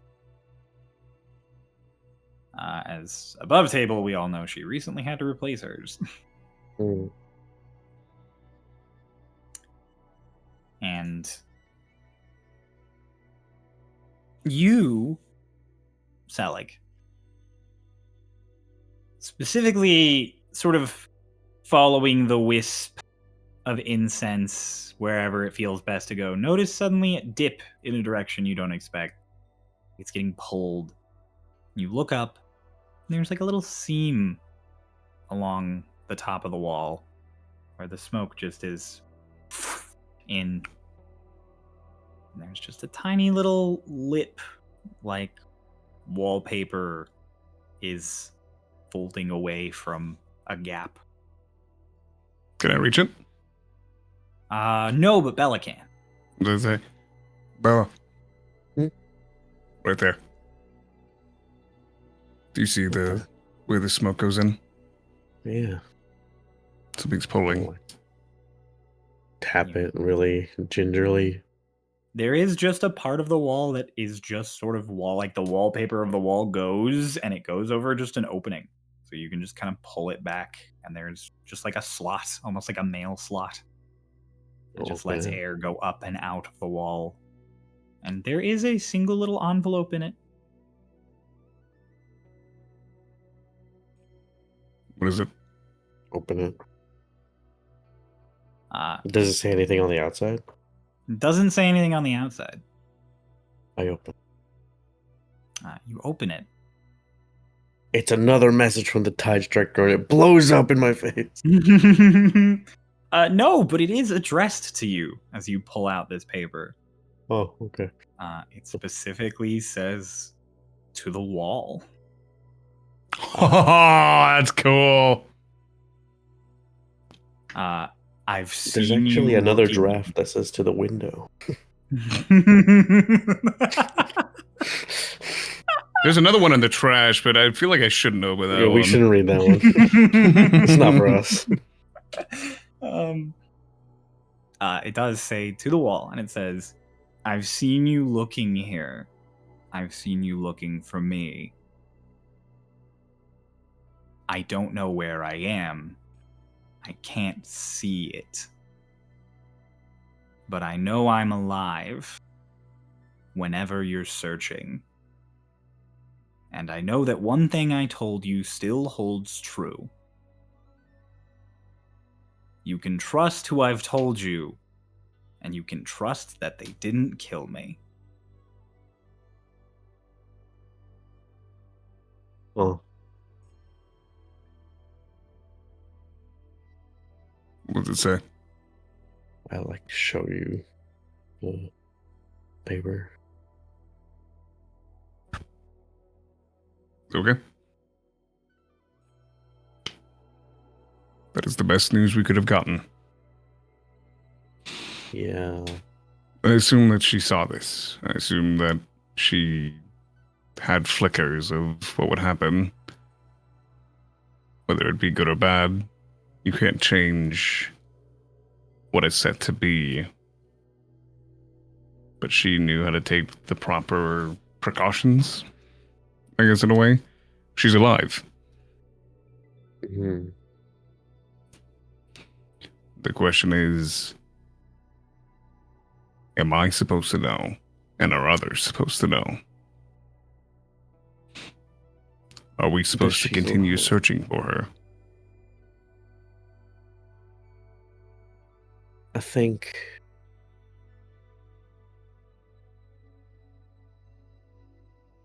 Hmm.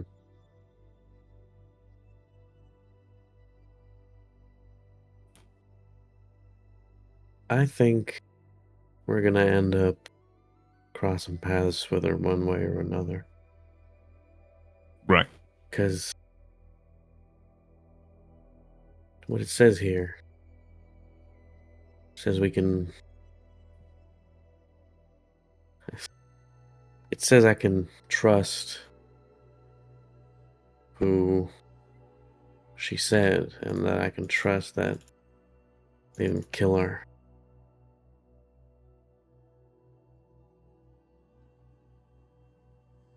Miss Celic, she told me there was a couple of people I could trust. Specifically, what she told me, that I could trust Delgado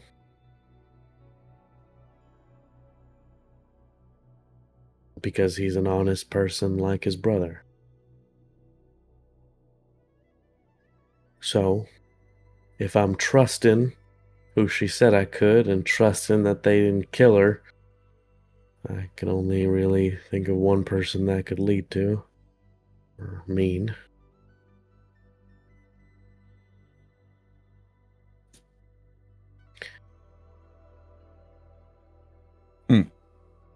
So, I think we'll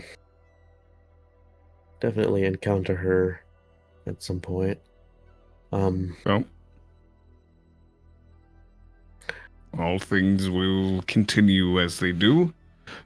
For one, I would like the sanctum to continue smelling nice.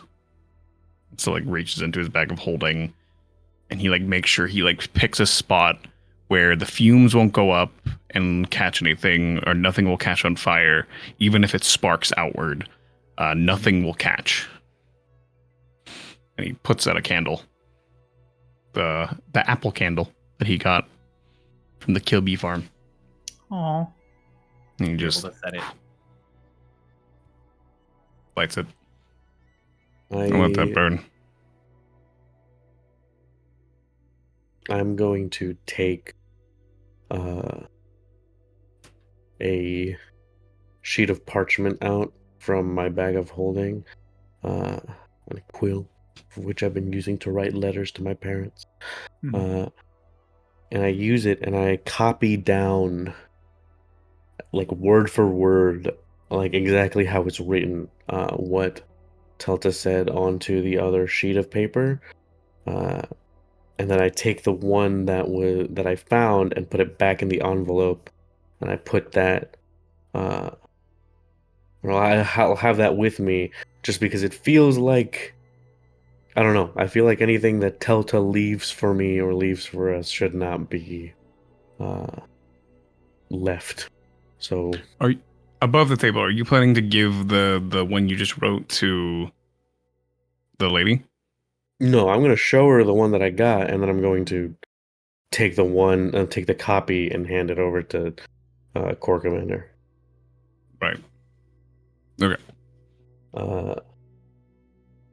And so I'll finish copying it down, I'll fold it up, put it in my bag, and then I'll go over just. So we found something. She's To the alive. lady. Yeah, I hold the note that she wrote up. Cryo. She Yeah. takes it, like, grabs it almost desperately and pulls it open to read all of it, and is just like, I don't know what the fuck half wall- of this means. That's me, You by the way. I'm the wall. You showed me your card, so I figured. But that's Still got the job. amazing. Yeah, I don't it makes know. sense to me. Do you know where she is? No, she doesn't either. Okay. But I'll just say I have a very good feeling we'll cross paths again soon, and I'll bring her home. Just hugs you real quick. Thank you. Pat her. Two things. Mm-hmm. One, there's a candle that is lit back there. It is my candle. I lit it back there because it smells nice. And I want to make Okay. sure it smells nice back there for when she gets back. Okay. Second thing, has anyone ever come into the sanctum asking about cards changing? And if so, then who? The lore master. The lore master is the only one who's ever come and asked me about that, to my knowledge. And did their card change? I think that's why he came to ask. So I do remember, I think someone had mentioned, or William had mentioned he had gotten a card, so I don't know when that was. But do you know when he came, and like was it like recently or a long time ago, or? Oh, it would have been. It was a while ago. It was a long. I mean, before the Gold Rebellion, so long time ago. Right. Well, maybe he has more information because he's had longer to ponder about it. Yeah, Maybe. I think we should, especially if he talked with Telta about it, I think we should go speak with him. I assume that our associates are over speaking with him now. Mm-hmm. So if anything, kill two birds with one stone. We can check up on them, make sure everyone is okay, and that no one's head has been chewed off. Okay. Thank you for letting us go back there and check it out and being so open to us, even though Right. this is all not open. And sorry, what was your name again? My name? Yeah. My name is Lum. Mm, Like plum without the P. Right. All right, well, Thank you, Lum. Of course. catch you later. Ta-ta. And then like Celic takes like as they're walking out, Celic takes a step and then he stops and he turns around. Hmm? Do you associate this card as bad? And he pulls out the parasite. No.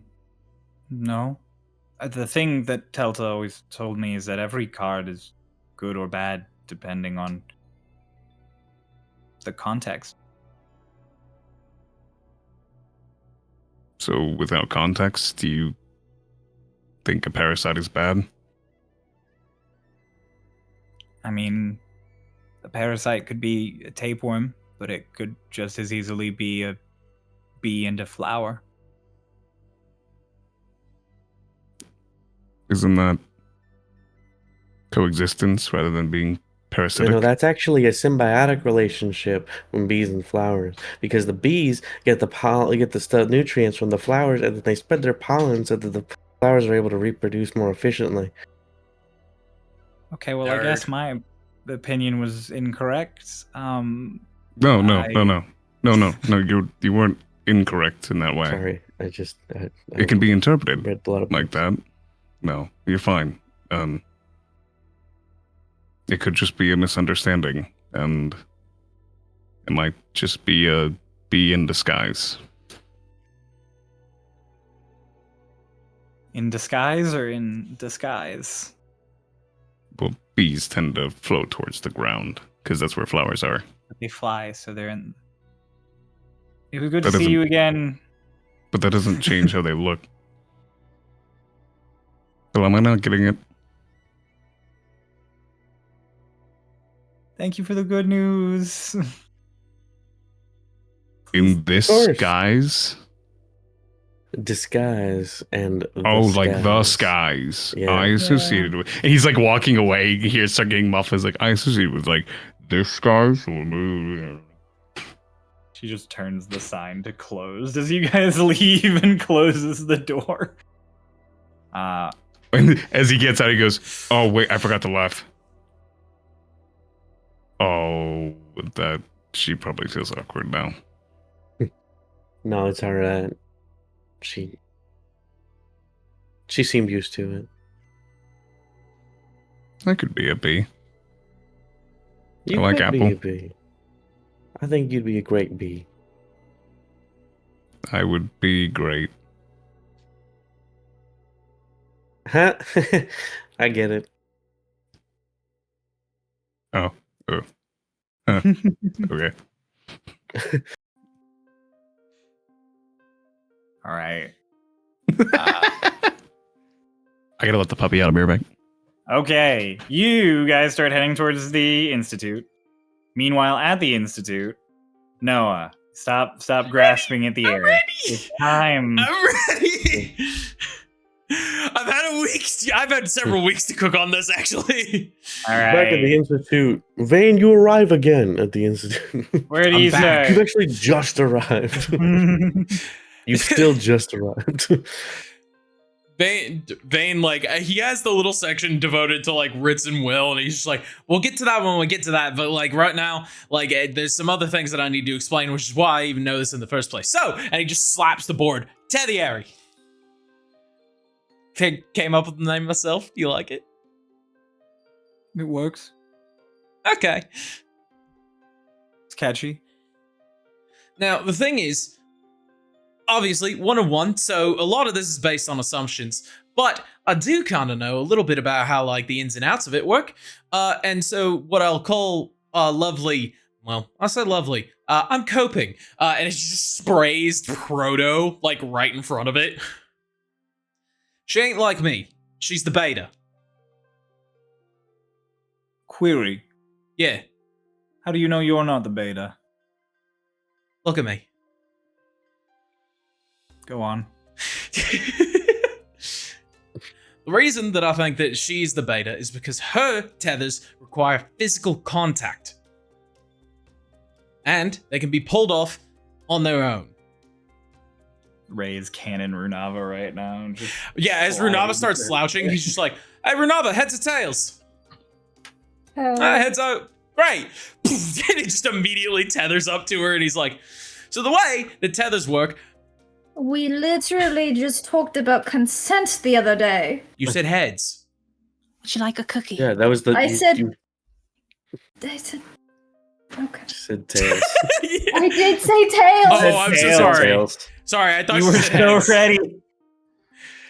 Yeah, so he's just like, Runava, come on, it's not that boring. Would it help if I I'll did do this? it. Hey, Will, heads or tails? Say heads. Heads. And he just goes, and just pokes himself in the arm with his knife. Ah. We've done this song and dance before. Yes, but if you ever question why it works. Yes. Immensely for hours after you left. I made several pages of potential notes.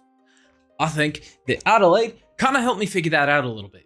Because if she requires a physical connection, and she's all kind of electricity based, it is about the transference of energy. Now, do I know where it comes from? Fuck no. At least not for you guys. I get where it comes from me. The thing that makes a Tether tick is what I call a core. Query. Yes. What is a core? Well, by my understanding, as far as I can kind of tell from what I collected, is it could be some sort of mechanical thing, kind of like Lonnie, which is why I asked for her to be here, because she's got a core, but it doesn't work. Like mine, at least. So it could be mechanical. It could be something just real strong. You know, maybe you got maybe like a lich or like a phylactery kind of deal to where it's just you pop one of those in your arm. Maybe you become a Tether. Or you could just stick a rocket A right up your ass and, you know, there you go. Regardless, the whole core system is that there's something strong, magical inside you that acts as kind of like a sorcerer's heart or, you know, wizard's brain. If we took out Ritz's brain, he wouldn't be a wizard now, would he? I would be dead. If we took out Ritz's brain and he lived, he wouldn't be a wizard now, would he? Are you talking about more like a spellcasting focus? Yes and no. Because, you know, a lot of casters can still cast without a focus. You can't as a Tether. If you were to take away our core, or, you know, disconnect it from us entirely, we would just be people. Query. Yes. Are we supposed to open you up to find said core? No, actually, I'm not telling you where my core is for that exact reason. Okay. But you have one, and you're aware of what it is. Yeah. What is it? Somewhere between this one and that one, and he points at the mechanical and rock shoved up the ass. So it's a- Query. Yes. So we're not supposed to open you up. Are we supposed to go up your ass to search for it? No. I'm vetoing this one. All right.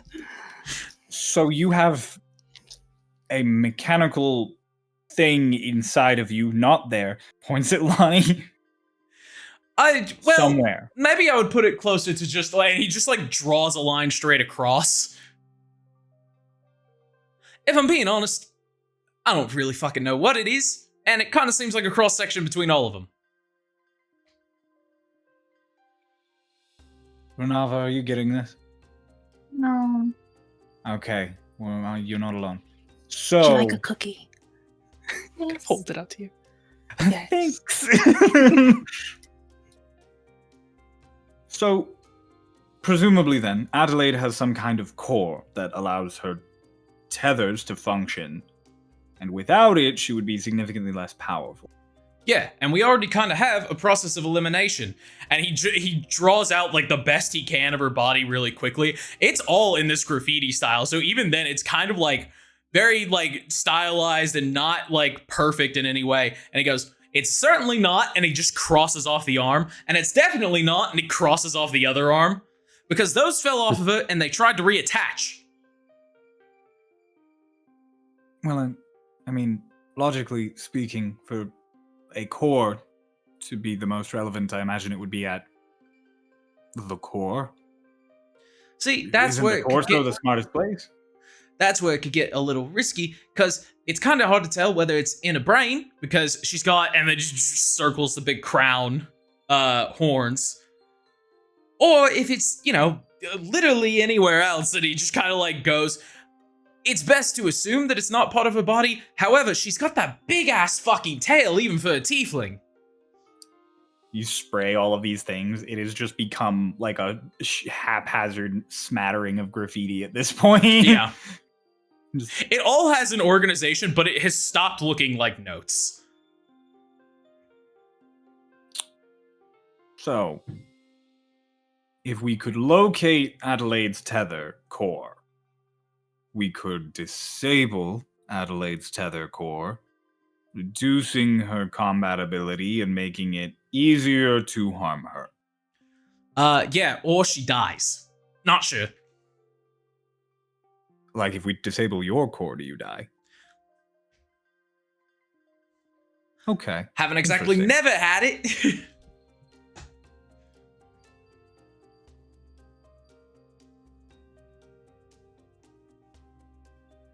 Interesting. I'm not going to tell you where it is. No, you can't pull it out of my chest. So it's in your chest. Excellent. All right. That does narrow things down. Oh my god, same as mine. Can you point on the Lani where your core is? Pin the core on the Lani. It just goes, the point is, the big thing to know about Tether is that they are all about, and he draws a line and goes, balance. Tether's don't have agency. Really. Once we're tethered, everything is even. Interesting. So I imagine that makes I flick William's nose. Ah. Right. Right. Yes. Takes a book and just boom. Vane drops the knife on his right hand and just immediately catches it with the left. Interesting. We experimented with this the other night, and I mean I waited till you weren't looking. I had you step out of the room. These tethers work properly across long distances. Means you probably are a better version of her since hers are physical cables. But what it might also mean is hers have additional abilities yours don't. You mentioned to me that hers just attach to unconscious creatures, conscious creatures, everything. Yeah, you kind of need to still be real alive for me. As soon as you go down, we fall out of sync. Does it? Oh, you know, that does make sense. The heartbeat and your core being in your chest. Oh, his core is in his heart, where his heart is. Is your core your heart? No. Do you? My core is my heart. Well, I know that. Yes. You literally heard my heart beating. Right, so perhaps it's something next to your heart instead. Maybe it's like a cage around the heart. That would explain why he's so cold anyway. Fucking. All right. Barring all this aside, and just as that said, the door just like a boom boom on the door. as Bella and Celic arrive. Oh, hi. Come in. Howdy. Hello. Join the study circle. Would you like cookies? Oh, Holds out the beautiful. Yes. Oh my god, where'd you get these? Already eating a cookie. I'm so glad you're here. Also, Alashna, so Oh, nice hello. to have you here. Well, Lonnie, you I'm make just enjoying the cookies? conversation. That's great. I do have a question for you, though, because I know Will wouldn't agree. But he seems to respect you, and so does Runava. Mm-hmm. Do you have anything to make sure that this information never leaves the people in this room? Oh, like you Um, want me to modify memory or put some sort of contingency upon people or do something along those lines so no one talks about your private details? I'm thinking about it. However, that is just so I knew. I'm going to look you all in the eyes and ask you, as my teammates and as my friends, this needs to stay personal. 101. How'd you get here? I know. I just walked in. I I walked into an NDA. What's happening? The only Start with the information pizza. I've gotten since entering this room is that Lonnie made cookies. Has been feeding Celic and Bella cookies. Lonnie made this cookies. This can't leave this room. So like at that turns his head and frog blinks a little bit. What are we not letting leave this room? I'm breaking out on how Tethers work, and as far as I know, Oh. me and Adelaide are the only ones. The more information Oh. that gets out, not only does Adelaide have more weaknesses, which is a good thing, means I do too, and worst case scenario, given how everything's gone the last few days, more likely is somebody else hears it. So actually, if I can ask you one thing, Miss Alashna, Mm-hmm. how about, instead of forcing everybody in a deal, you got Zone of Truth? No, Fair enough. I don't I frequently promise- deal with liars in my line of work existence. What is your line of work? Grandmother. No one lies to their grandmother. Oh, The point is, I promise I won't tell anyone. the point is the risk that I'm afraid of taking is that Adelaide figures out that we know how to beat her. I have one thing I wanted to point out. Sorry. Yeah. So back when I was in the university at Fort Dawn, I took a class on. It was a lot of math, but was part of what we talked about was probability, and basically, when you believed that you were the only Tether and that was all the information you had, it was a very small chance that there were small, close to zero chance that there was ever any other Tethers. Yeah. Now that you know, or now that we've seen that Adelaide is also one, the chance that there are others has skyrocketed. Because that means that there was a Tether you didn't know of. So there's no reason to assume that there aren't a lot more out there. Ironically, and he turns back and underlines Proto, I'm the one that I don't think she expected to exist.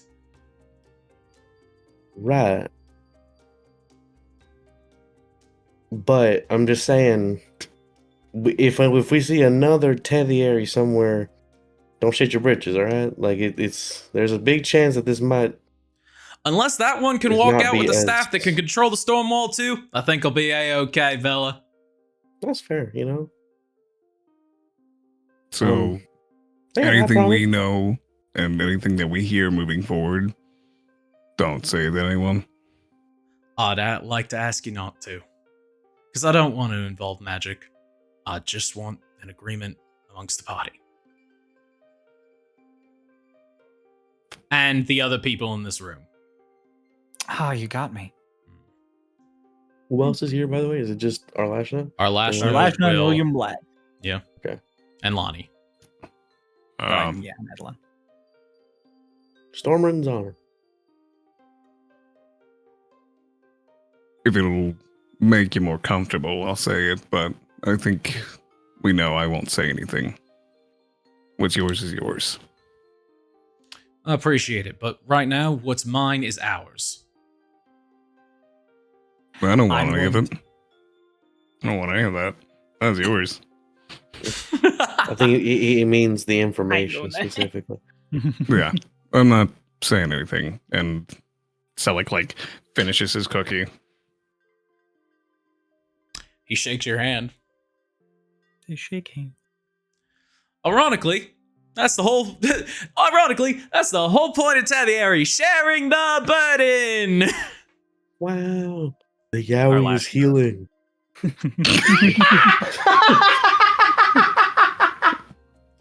The divorce era is over. Yowie is healing. Our Lasher just goes, I'm going to tell numerous researchers on the other side of the wall so that we can find more things out about this. But don't worry, you're safe over here. That's fucked up, Arlashna. Oh, it might be, but I'm going to be honest with you. It's honest. Well, but like, could you please not tell other people? Okay, but other people might have a lot more resources that could go into this. And as much as I trust several of the people in this room, but not all of them, I am sure that a lot of the people I know over there might have a bit better time figuring things out about Tether with information I have than the folks here will. Yes, Runava. I can certainly vouch for Ardashna. She just said she was going to tell people. That's so Right, fucked up. but those researchers are very good at what they do. And I assume they're trusted. It's Of course. If the information won't go to anyone. It's Are not they supposed to. under magical influence? anybody would be able to find information about Tether, it would be them. If you're thinking about who I believe you're thinking of. I am Who are we Right. thinking of? one of the founding members of the commission itself. Lovely woman by the name of Melatonin. Excellent researcher in the city of Estelgran. Oh. Huh. I think I heard a story about her one time. As well as the Twink of Twinktania. The what? He is quite good at it's a silly title, right? No. A friend Is of it? mine. I trust Renava. And Renava trusts Arlashna. It's very funny because Bella, from her perspective, has known Twink to be a title of respect longer than she's known it to be the word. It's like, it's a silly name, isn't it? It's like, no, it's not. What do you mean? it's like being like, you know, King Arthur. I know it's a silly name. Am I right? What's silly about Arthur? Just what? My main point is if her tethers are physical, it means her core can't move. They all have to have a source because they have to weave in and out of the rest of her body. But that also leads me to another theory of we knocked out a lot there, and I'm not quite sure that we ever found it. And it's weird that it's physical in the first place. But again, maybe she was just before me. Hmm. Can I espouse a theory? You can marry whatever theory you want. I don't know too much about where her core might be or what it might be, but her staff, it let her regulate the storm wall, it let her choose where lightning came and what it did, correct? Yeah, I mean, as soon as I knocked it off, it went haywire. But as soon as you knocked it off, she was still able to call lightning. She Yeah. just wasn't able to control it. You think a staff Yeah. is the core? No, I think her staff is a regulator for her core. I think her core controls the storm wall. I think her staff is a remote control. Interesting. Interesting. Just interesting. So getting her staff wouldn't really mean anything then. It's on the core, if that were the case. Question, what's a core? Vane just kind of like points at one of them, and it's just like you just see mechanical weird rock shoved up your ass. I forgot the third one I said. She's Lich a rock phylactery. Oh yeah, Lich phylactery. She has a phylactery rock shoved up her ass. It's a And heart it controls equivalent, the love. storm wall. Ah, Not heart, exactly. got it. As far as I know, it's not essential So for it life. is a rock phylactery up her ass. Or in her brain. It could be in her brain. Which also, that was theory makes me think, because maybe the reason that her tethers need to be physical is because the actual tether is from her core, which is not where she is. Maybe her core.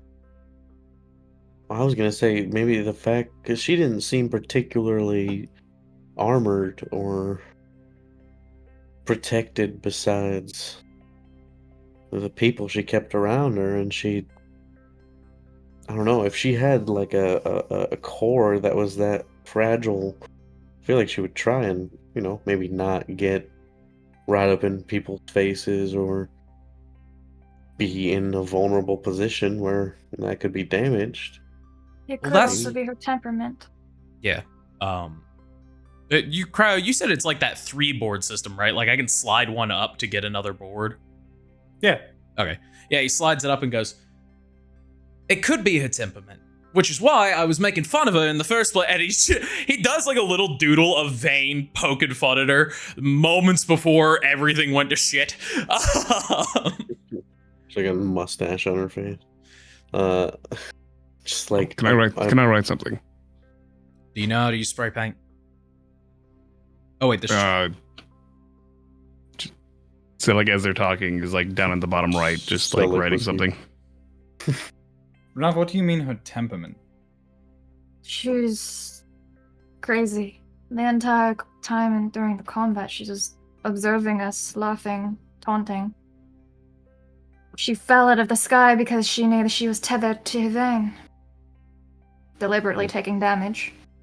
Speaking She of had that, it though, fun. and he draws the line and goes, the one thing that she wouldn't do is tether to me. And personally, as somebody who's familiar with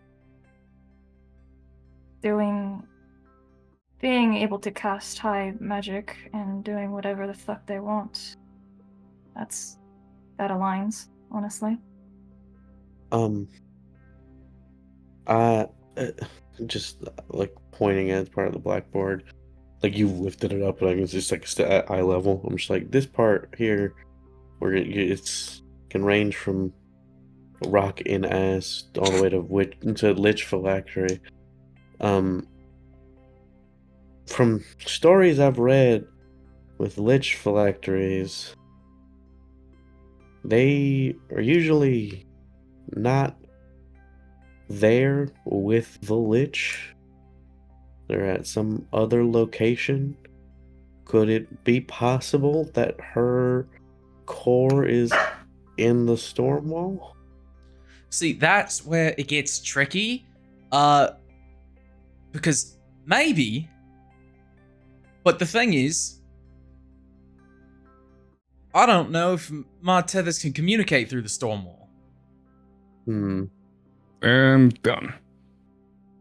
So like walks away, and I rolled a performance check. It was a 7. So like drew a bee with a flower. Oh, Oh, Oh, silly. That's pleasant.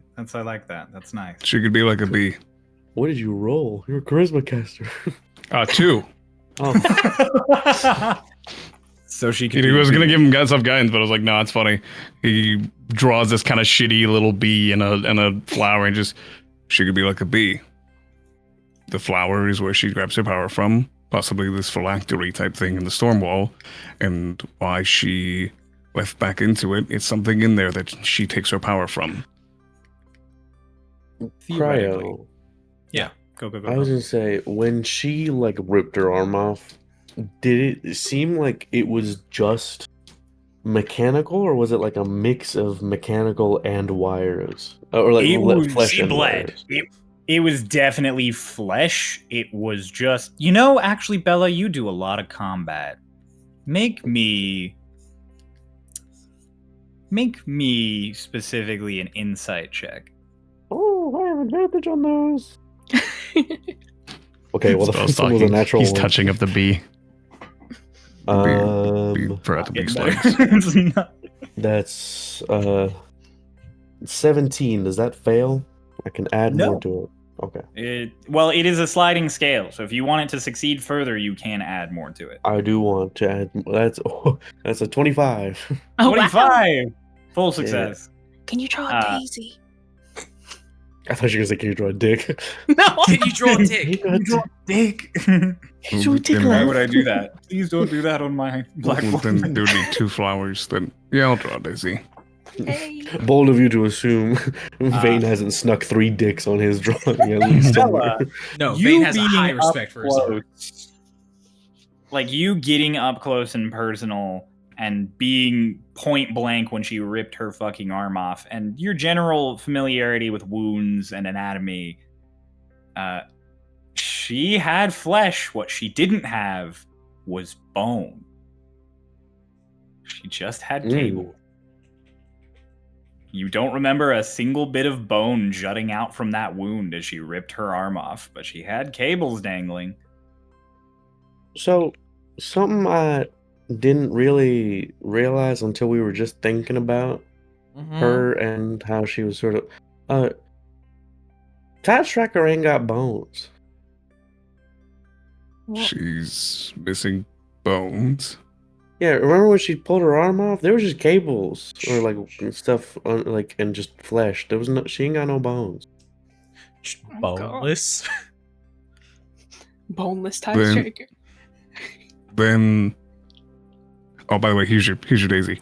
Then maybe instead of she's the bee and she goes back to the flower, maybe she's the pollen.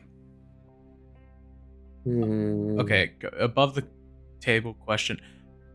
Dude, Runava, you shared the eye issue, right? Yeah. Okay. Maybe she's just made of pollen. It's metaphorical. She could be a big spore, because he draws like one. Because if what Runava said is right, and all those little eyes, it would make a whole lot sense for all of these to connect to one, than for her to be here and it all connect to her. If So that's she's the not flower. actually moving, this is just another version of those. I have a pollen. thought that maybe the version of her we were fatting wasn't her real self, or her, like maybe it was some kind of clone or automaton or some kind of simulacrum type thing. But I heard when I was up close to her, she got a message in her like I could hear it coming out of some like headpiece maybe, telling her to retreat, that she was not ready for this, or that she couldn't handle more damage. And so I'm just thinking, if she's, I don't know, I mean, if it's not really her, why care about damaging a spare? Well, Does that make sense? because we don't have agency. If all of this is some sort of tertiary magic, or, and this is where you come in, some sort of chiistic stuff to where she's tying souls together, it hurt all around. Oh, is that So, like, oh, search yeah, drawing that's again. on here. No, you're here because I also am here for your mind and your theories. No. Why are we here? Because you're also part We of the walked in. party. Because I showed up. Yeah, I was. Yeah, we walked in. Yeah, we. So, like, drew a it's a- fish. This one was a 21. Nice. Well, see, This one Very good at actually looks drawing like- fish. Yeah. Well, if we're merging the concepts of theistic souls and tether, And the fact that maybe that wasn't the true Tide Striker, maybe it's like a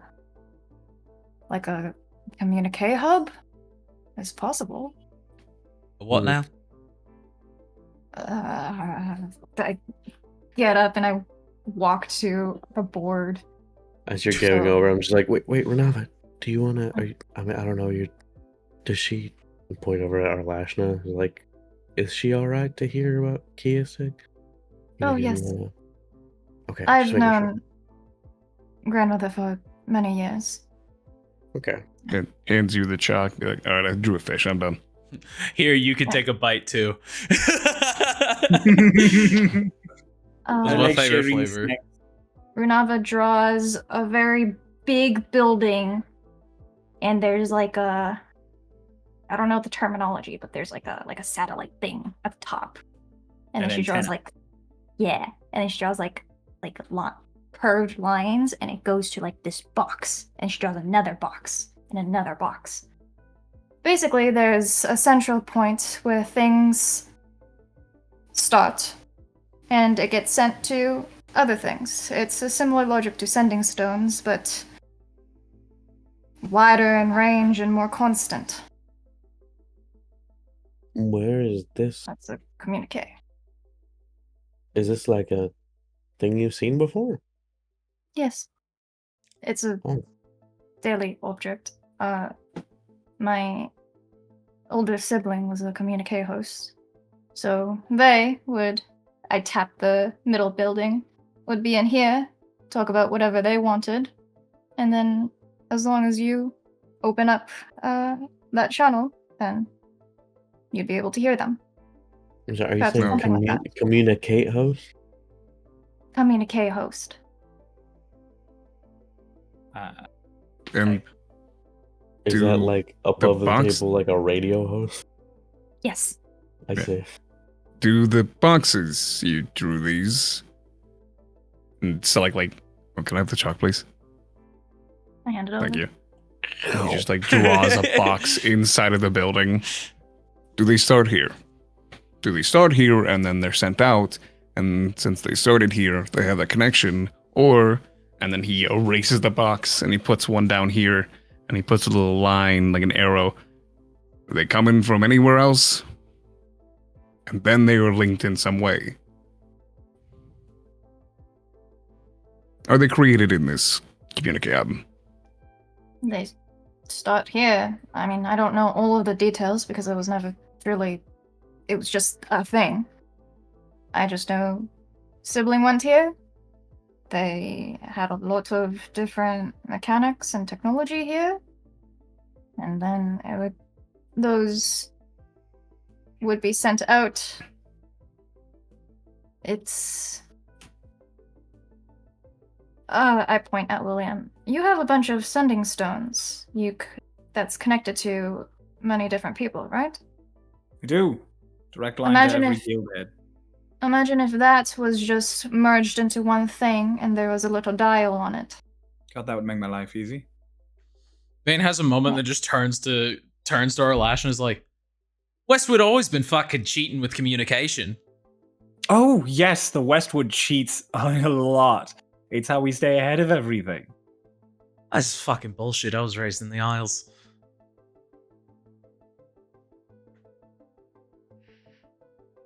So perhaps it's something like that Tide Striker is doing. Well, that kind of brings me, and then Vane pulls back down the other board, brings me back to these, and he circles the 6 senses, and he's like, this is where we try and help out good old Will and good old Grandpa. He goes to say not my Ritzy and name.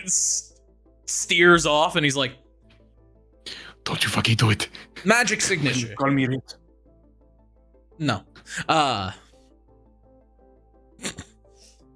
This is where I kind of get to the magic signature. Renava, you got your weird ass shadow shit. Celic, you got your smoke. I got my. Yeah. And Lonnie's is mostly based in sound. This is where I kind of come down to a magic signature. Everything leaves behind a residual. Which is why whenever you and I connect and he turns his knife around and then smacks it on the table and that like resonant sound goes, we're basically tuned to each other. So all we got to do is be able to catch or intercept that frequency. And how do you do that? I have no idea. Oh, all right. So like Weirdly, locate object, but locate magic. I was thinking something more along the lines of planar shift. What? But what if it's on this plane? Well, that's not exactly what I was getting to. Magic has resonance, and in this case, planar shift is more of the, and he just slaps it aura to where it's like, it doesn't really fit into any of the other 5, but it definitely has a signature. because you need tuning forks that are tuned to the vibrational frequency of the plane you want to go to. So Which means magical frequency. Which means no matter how good you are at hiding magic, you will always give off something.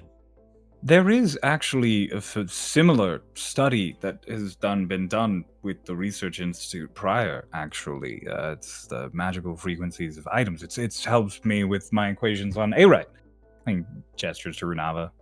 That's why I know a bunch of those numbers. There was a researcher who did a lot of various study into the frequencies of different magical items and how they attune. I can't remember exactly his name. If you give me a moment, I can pull that up. And he just gets up and walks over to his filing cabinet and starts. As he's like away, so like picks up the track. Does anybody want me to draw anything for you? Can you draw me? You draw Zervi. Can you draw me I and will draw you Zervi? both. I will draw a fusion of you two. Oh. Amazing. Can we keep my ass? Nope. Oh. You can keep broth on your shoulder. Ah! Scared the shit out of me. Fuck you, absolutely. Never Draws the- whisper into my ear randomly again. I said I was here in private chat. I Yeah, wasn't he did. in private chat. That's amazing. 16. He draws a 16. He draws this weird amalgamation of Zervi and Vane, and it's kind of just Zervi with fluffy hair and a cape, and then Broth that is just kind of a circle and 2 eyes on his shoulder. You guys. This is why Ritz and Renava do this. This is fun. Vane throws the board back up and goes to doing something. And again, this is where you guys all sort of catch that like electric current that is now kind of pulsing through Vane after getting hit by lightning.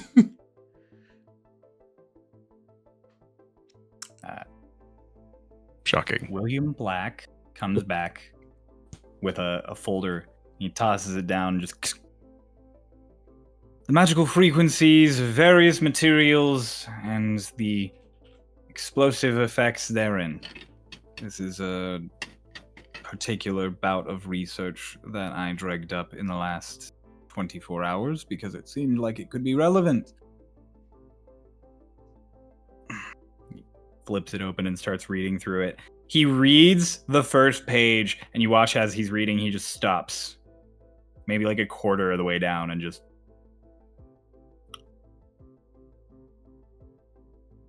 Celic, Yes. what is your name? I'm sorry. Your name, Celic. What's your full name? I've heard it It's- before. I've seen your file, but I just remind me. It's. He like looks over. It's Celic Orpheus. Spelled like that. Just tosses the report out. Yeah, like that. You look at it, Celic. And you're And like, then yeah, you- like that. And then you read it again. Written there, somewhat shocking to you as you read over it, is magical frequencies of various materials and the explosive effects therein, as written by Delphi Orpheus.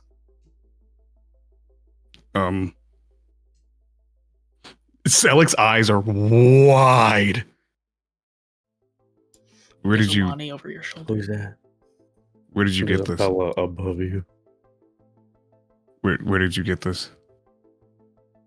From the library? I didn't know he published something like this. You wouldn't have. He published it here 5 years ago. Here? He was one of the researchers.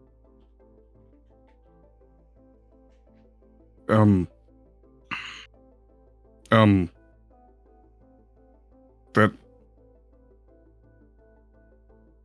I didn't know that he was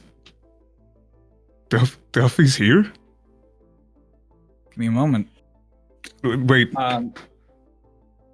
Dane? Dane, can you get me the status on Delphi Orpheus? Del- And just a bit of moment of quiet. Just yes, Lord Master Black. Would you like me to get you his file, or would you like me to try to contact him? Just give me the file.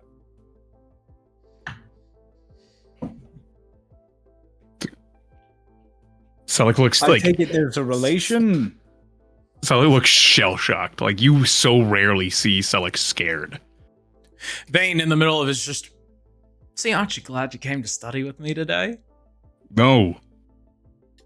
Oh. You're not glad to hear about whoever this is? I'm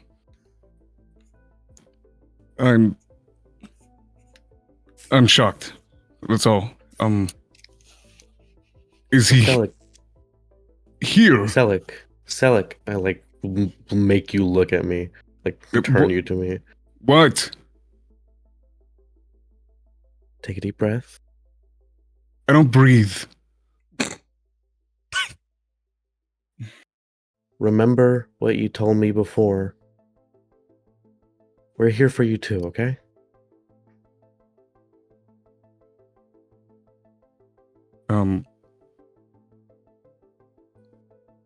Delphi is my brother. Okay. Okay. Technically older. Kind of looking at you. Delphi is my twin brother.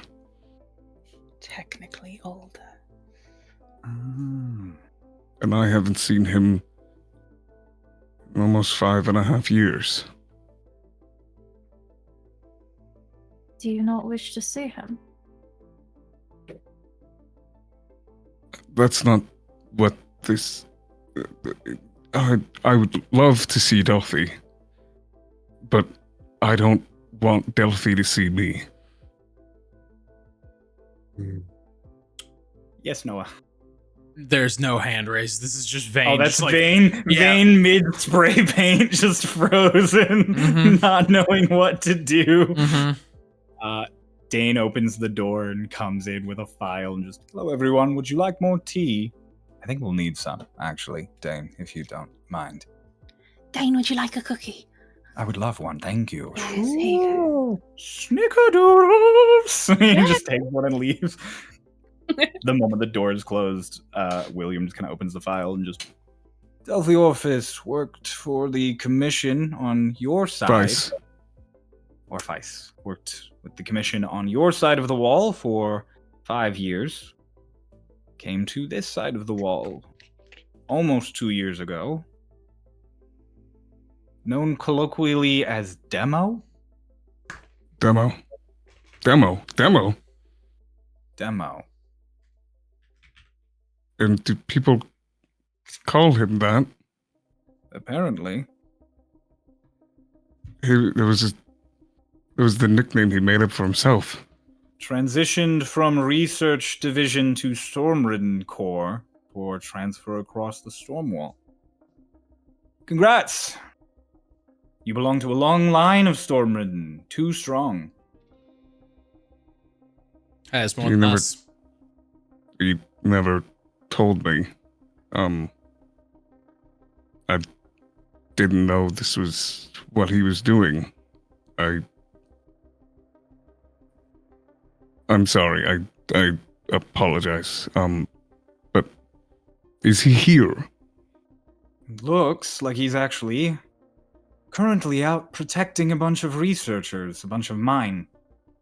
He is, he pulls one of the blackboards up and out of the way so you guys can see, like, the rough map of the southern continent. He goes, here!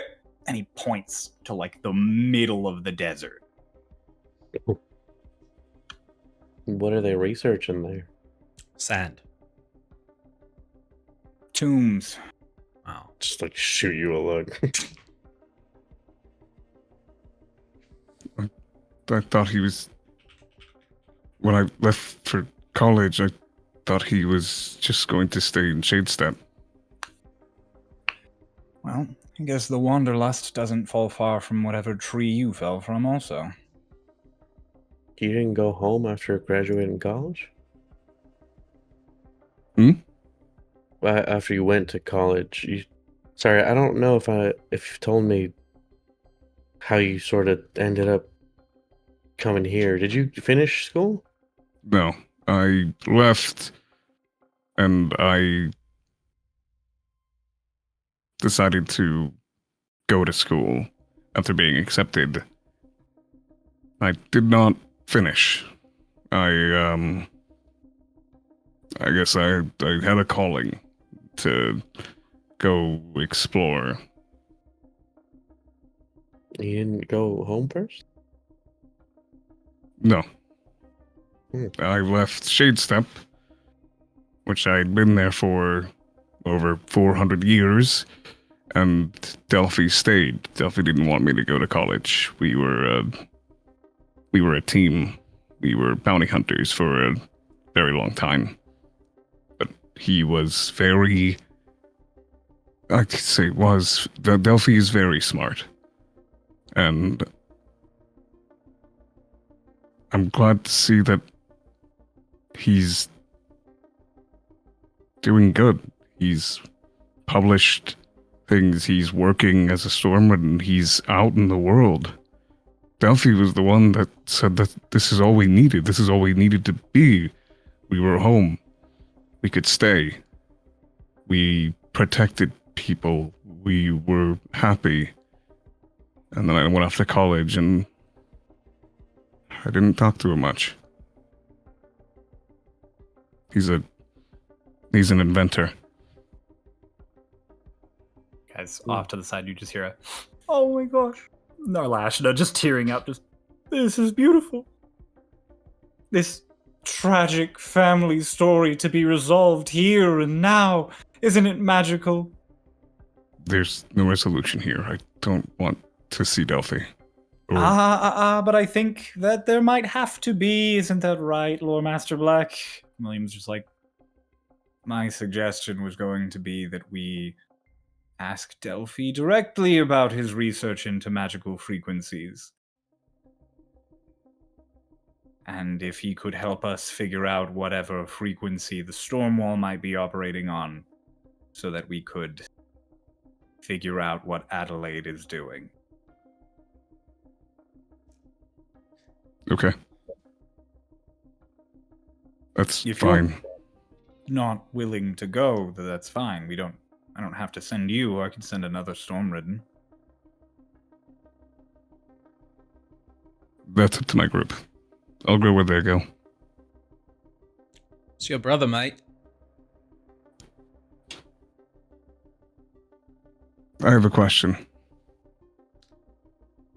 I got an answer. Not for you. Sorry. Okay. Vane just goes back to what he was doing. William, have you met Delphi? At some point, yeah, I must have, but we didn't talk too grandly. That's fine. You're a wise person. Did Delphi seem happy? He seemed eager. Whether it was happiness or a break from discontent, I couldn't tell you.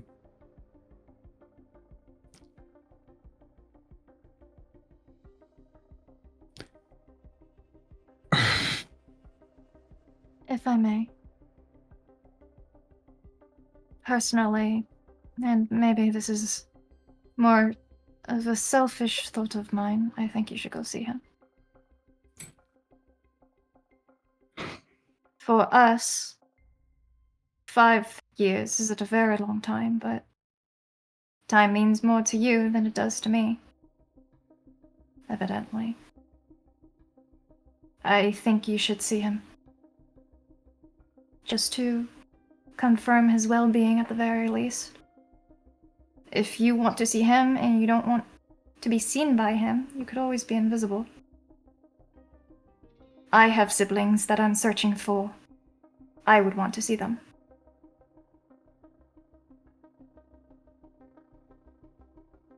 Can you make me a persuasion check, Grunava? Okay. Ah, Sure. shit. Yeah, Celic's on the fence. If you want. Persuasion? 14.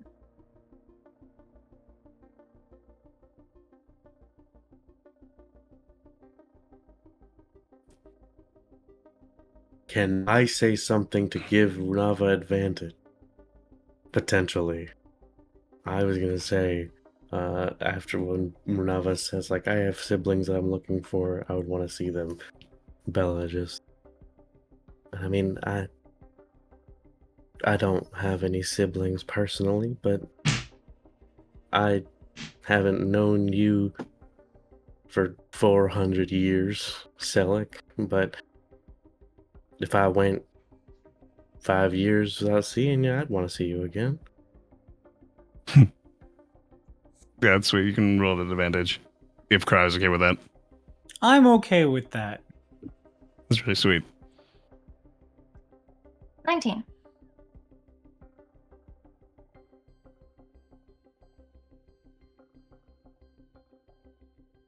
I'll go. Whether invisible or not, I'll go.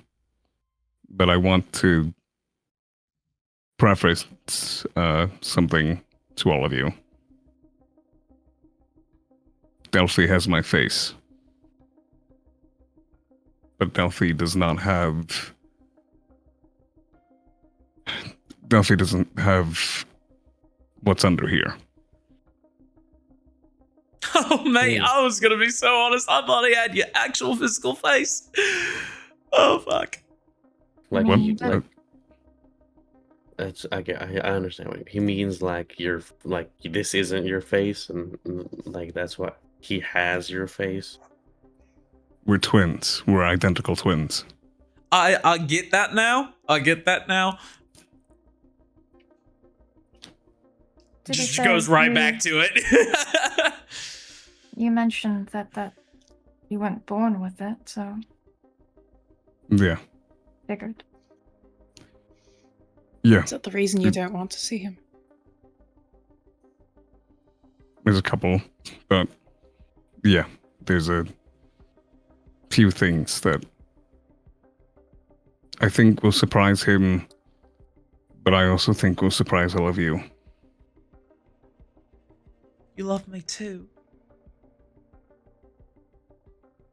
I'm sorry? Never mind. As long Okay. as he's not an asshole, I mean. He's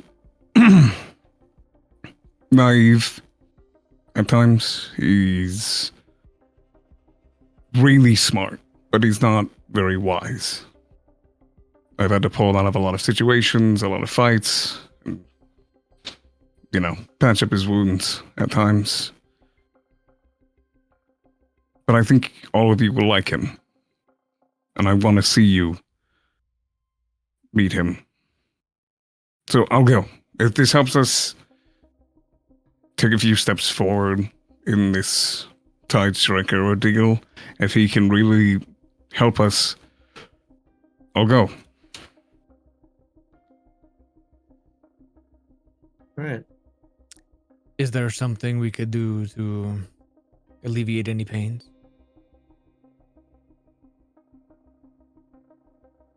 Don't tell him too much about me. Hmm. What's yours is yours, mate. Mm-hmm. Just don't tell him a lot about me. I'll tell him exactly who you are. And that is, you are exactly how he remembers you, apparently. Considering that you have always been the same overprotective prick that I've gotten to know and love. No, he doesn't know me. But I am overprotective, especially of him. Thank you for telling me that he's here. Yeah, of course. I was mostly startled to see your name again. I can start organizing. Why? Onto Moonlight. Onto something onto Moonlight, the Whisper. Tabaxi. Whisper? Whisper onto Moonlight. That's why he said the name was familiar. Whisper goes out a lot. He has Stormridden who accompany him on many, many occasions. He probably knows your brother better than I. If you want, he's in the Institute. I think he might be out working on the astronomy tower right now, trying to help repair damages. It's fine. I'll figure out everything I need to know when I see him. All right. Speaking of finding people, and he taps the board, and this is when you guys all kind of notice Vane's been drawing what looks to be a very abstract version, but it does look like one of the basins. That brings me to my other part of resonance. Oh. Doesn't matter how powerful you are, as clearly told by our good friend Will, this probably uses the same technique. How do you mean? It's looking for a signature. Like it was looking for me You're on a caster, first. but everything has force. Oh. That's The why, question is, how does Euros know? same way that Telta does, any diviner really does, He's not a diviner.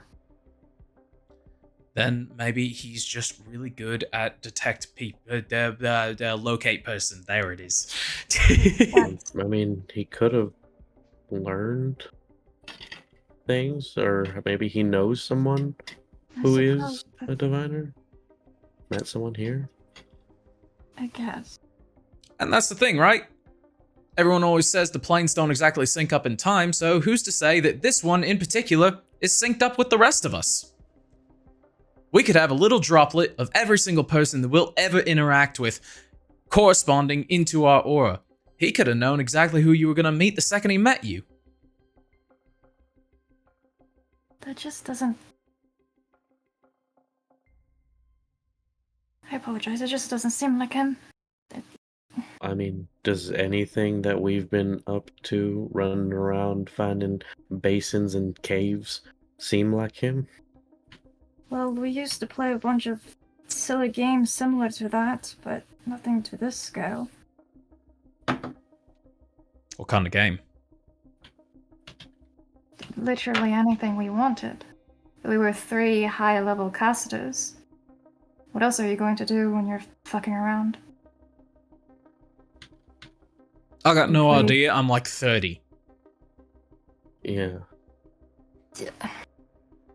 We use different spells, change the terrain to whatever we wanted. Use different magics, find things over large swaths of area. That's how I knew what a bag of holding is capable of, because we tried. So who's to say And they somebody had with to- that much understanding of existence itself? Yeah. Wait a minute. Did you put a bag of holding in a bag of holding? Yes, and then Yorende had to go and retrieve him. Retrieve him from the astral sea. Yes. Will just It was starts quite a taking feat, notes. honestly. That is silly. I It was like quite that. a feat, honestly, because he was not in a good shape. Thus, meat grinder. But But this is why I asked you here, Renata. Because I thought I could help. Like I said, the one thing I lack, and he points up at the second board and the third board that's even higher, and he's just like, I lack agency. End of the day, there's balance. But if we can figure out how to catch and tug on those lines, and he looks at it and he goes,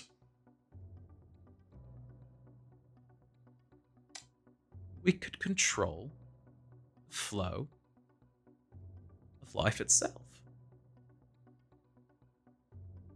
well, Oh, That's planning minimally for something so much larger. Yeah, But- but It I is get so it. huge. But right I now, get what you it's mean, though. simple. I don't need to know. I don't need to be able to see any of you, even just a tether. I just need to know. And he's looking at the board and he goes, Bella, heads or tails? it's I just need to generally know. And you feel the tether attach where you are. You have a signature. it's like maybe it's like what they say with like a butterfly effect. Like, one small change can make a large ripple. When I pull one smaller thread somewhere down the line causes changes to big picture. And maybe that's why she didn't want to tether to me. He pulls that board back down because she knew that if she did, I could pick up on the resonance. Because me attaching to her made a one-way connection. But her attaching back to me would complete the circuit. Would complete the river. A loop. Yeah. Huh.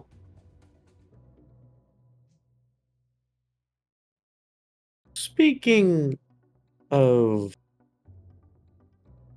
Delta and diviners, who was mentioned earlier, I didn't want to interrupt. Me and Celic came here because we went to the Oculi on our way here. Oh And, no. Telta's alive Oh yay! but missing. Been missing. Oh. We went into her divining room and investigated around, and Celic spotted a tab on the wall, opened it up. Basically, inside was this letter, and it was addressed to me when I opened it up. I'll hold out the letter for everyone to read, including William Black. I'm just like, and so she's alive, is somewhere. I think that whoever she's talking about in this letter, based on what she told me before, of people who are honest and didn't kill her, I think she's talking about Nash. I think she was kidnapped or captured in some way that she couldn't see. And basically, we went there because we were going to talk about our cards, and the lady there told us you, Mr. Black, experienced something similar to what we're experiencing, where the cards that Telta gave us have changed and have ourselves on them. And are magical in nature now. Did you ever learn anything from her? You're asking me about my card. Yeah. I'm asking you about, did you learn anything about I'm the asking grand about scheme your of the card. cards?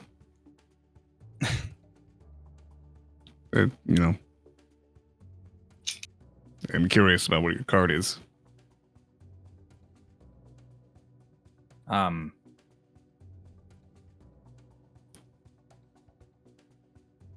unbuttons the sleeve on his wrist, and then he just and a card comes out into his hand, tosses it on the table. Just, it's magic.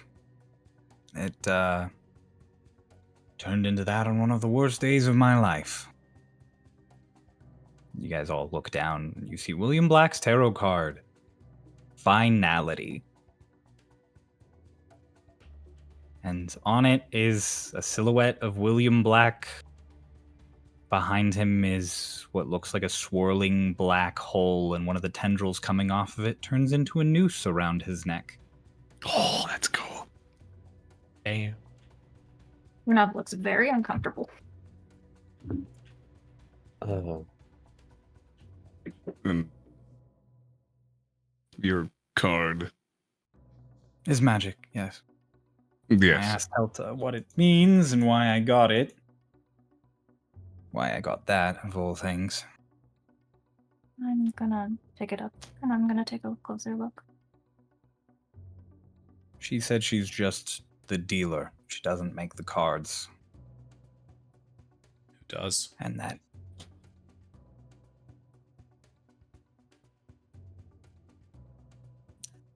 I'm sure those of you who've found out about yours have noticed that there's more to it that you haven't processed yet. Pull out mine, put it on the table.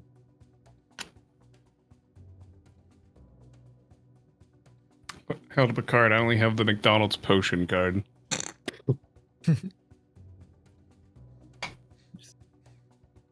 If I could ask, Mr. Black, what does yours do? You know how I've mentioned before I have picture-perfect memory? Yeah. It's the card. The card gives me picture-perfect memory. Oh, Made my job as lore master much easier. interesting. And you said it became like this on one of the worst days of your life. Someone close to me passed away. When I found out the news, my card glowed. And I have never been able to forget how I felt in that moment. Bit ironic, isn't it? Incredibly so. Someone dies and the finality activates. And your Have you- card is. Never mind. And your card is magical. It has abilities. Whenever you use these abilities, or if regardless of if it's passive or something that is activated, do you feel that feeling when it happens? I always feel that feeling.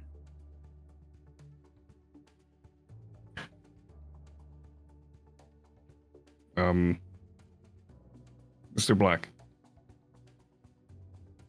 may I conduct an experiment? I love experimentation. Would you like to be my test subject? Go right ahead, Celic. I won't hurt you. That much.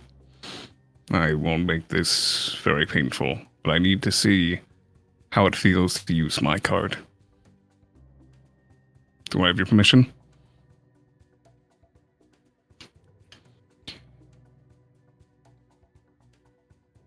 Think about what you're most afraid of. And just let it sink in, please. And then Celic takes off his mask. Form of dread. Okay. And the room just with smoke. I'm going to. Fascinating. William not bothered at all, literally immediately just fascinating. I'm gonna shoot William Black twice with Eldritch Blast. Oh shit. Hit him. Can I choose to only hit once? Yeah, you can just choose to whiff the other shot. Okay. Do I have to roll, or is he letting me hit him? He's letting you hit him. Okay. He takes 8 points of force damage. And he needs to make a wisdom saving throw. But He's that was choosing to fail because he told him to. so he gets shot just right in the chest, and then he feels that overwhelming fear staring at Celic. And then I would like to activate my card.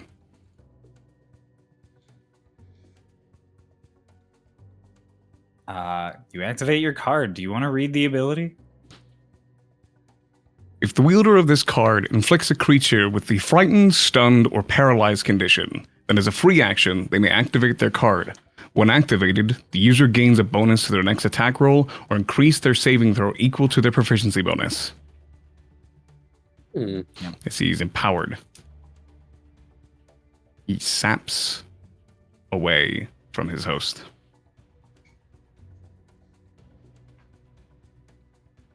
William just He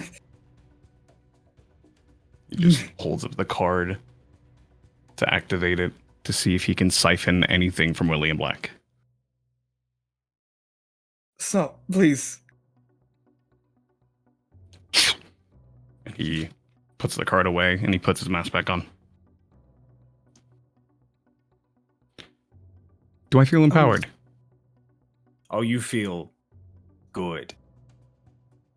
Yeah. Did you say like the smoke started bellowing like harder out of Celic's mouth when he activated it? And he just Mr. Black, You are you okay? alright? Are you okay? That was very overwhelming. That was intriguing. That was incredibly intriguing. That ability of yours. I would love to take notes on it sometime if you're willing to share. My card is the parasite. And I believe that in that moment you were my host. Inflicting you with that fear made me feel empowered. I feel just the slightest bit stronger. I don't know if I feel a moment. Does it remind me of anything? So if it is a moment in time brought back, I can't dwindle anything from it. But I know it works. I know it works easily. It felt fruitless. It felt natural. Thank you for allowing me to test this. I will let you examine as much as you'd like. This card is strong.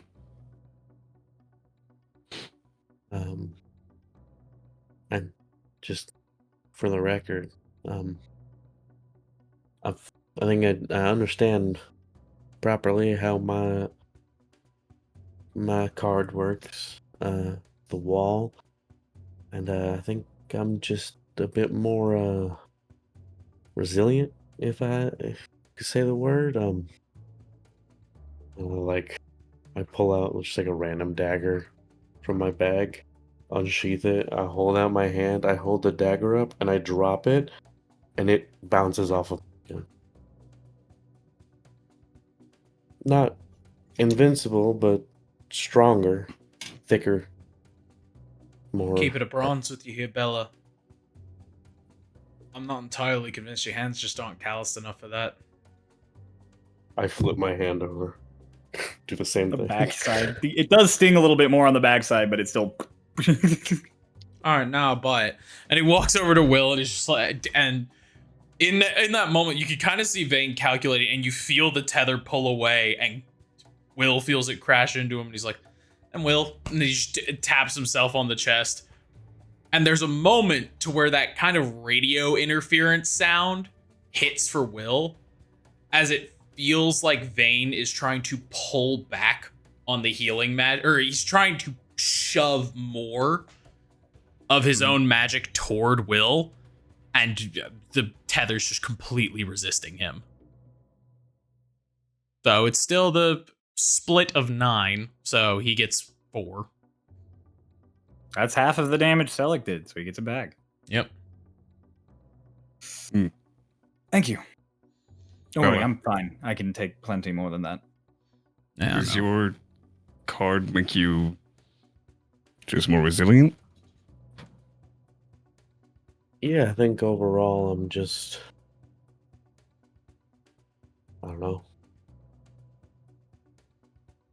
stronger in the way of deflecting damage. More like a wall, you could say. Yeah. So, if not me, but if you were attacked, your card lets you take less of that damage or protects It you deflects altogether. the damage in the first place. Above the table. When attuned, this card provides a +2 bonus to AC and all saving throws. That's Nice. just a passive effect constantly going on. So my Nice. AC is 21 with my shield up. Yeah. Damn. Damn. So yeah, that's my theory. Basically, the only person who doesn't help out right now is Celic. Sorry, bud. Well, I guess What do actually, you mean? Yeah, I mean, he's I can find connected. a way to give answers to just about everybody. Actually, Bill, I guess it's you. That's alright. I'm happy to be here. I'm happy you're here too. Wish I could have fixed your arm faster, but I only got so much juice. Oh, it's alright. I feel like you would have taken a lot. I don't know if you had enough juice in you to do the high level casting that they used to put it back on. Hell no, I hardly had enough juice to eat that last hit you took from Nash. Yeah. Yeah. But it's a sign of good faith, and Vane's just kind of like looking at the board, and you kind of can see a through line in the way that all the boards have lined up to where it's not exactly like Vane had planned to line up all of his boards, but the design doesn't look like it's all multiple pieces. Hmm. As a sign of good faith, and the fact that I can't keep my big fucking mouth shut, he turns around and spreads his cloak a little bit. Spreads cheeks. Sign of good Turns around and faith. spreads his It's not my ass. Here's my core. He fans I don't need a sign of good faith. Here's my core. It's okay. No, No, it's okay. From the No, top. you know what? Fuck it. No, it's No, okay. Vane just It's keeps looking okay. at the board. Come on, don't be bashful. Vane fans out his cloak and is like, "This is my core." Oh. Oh, is it really? She like walks up and kind of examines it. The full cape. Basically, the whole chest, or torso, I guess, is the easier way to put it. So Zerby's been biting your core. Yeah, it hurts like a bitch. Zerby, What's- don't do that anymore. What's the core? Okay, no. Not even kidding. So Pulse, It's you okay. weren't here, Ritz but Ritz knew. was there for the Yeah. whole explanation. It's the source of a Tetheri's power. Okay. Vane, as you reveal this to the party, this sort of moment, and they all start investigating, you feel a warm glow in your pocket. Fuck me. Oh my god! Oh wow!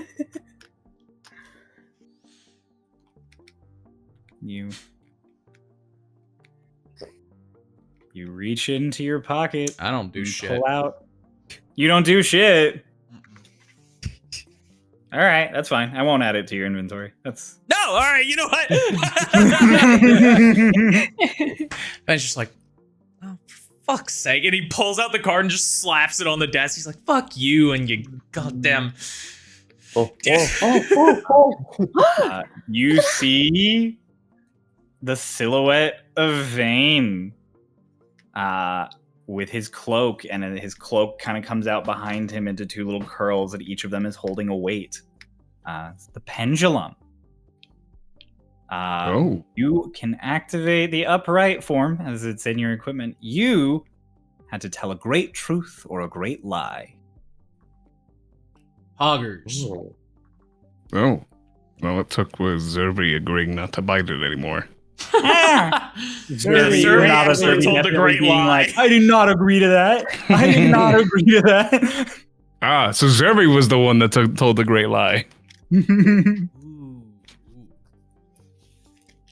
It leaves one mystery. Pulls mine out. Also, you're clever. You're funny.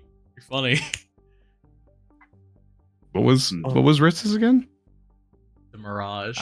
There hasn't been one yet. Yeah. Yeah. Well, you know, You have one. It's just yeah. a basic image. It's not magical yet. Neat. Yep. Do you feel stronger? But yeah, Vane throws down the card and he's like, fuck this stupid feel good. Do you feel stronger? Do you feel, I don't know, faster, smarter? No. Okay. Maybe it's situational, like Celic's. Maybe. I don't know, mate. Renava, do you want me get to any identify word it? on your card? Or any idea what it does? I turn invisible.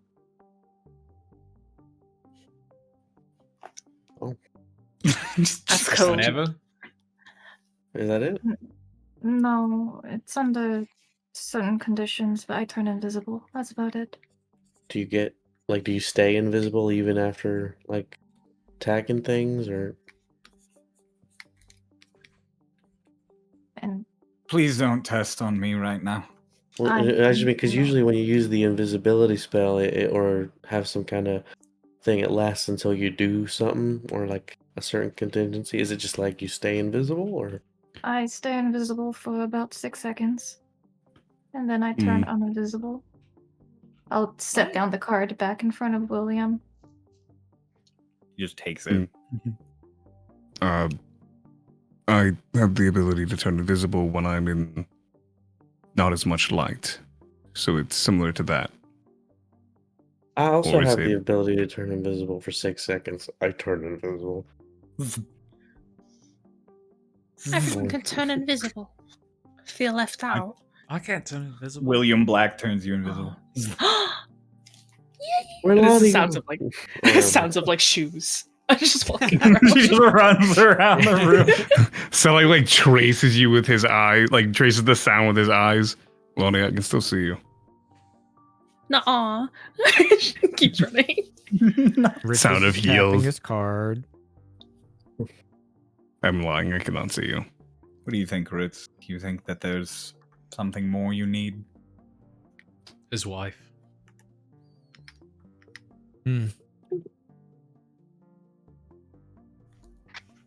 Good question. You know,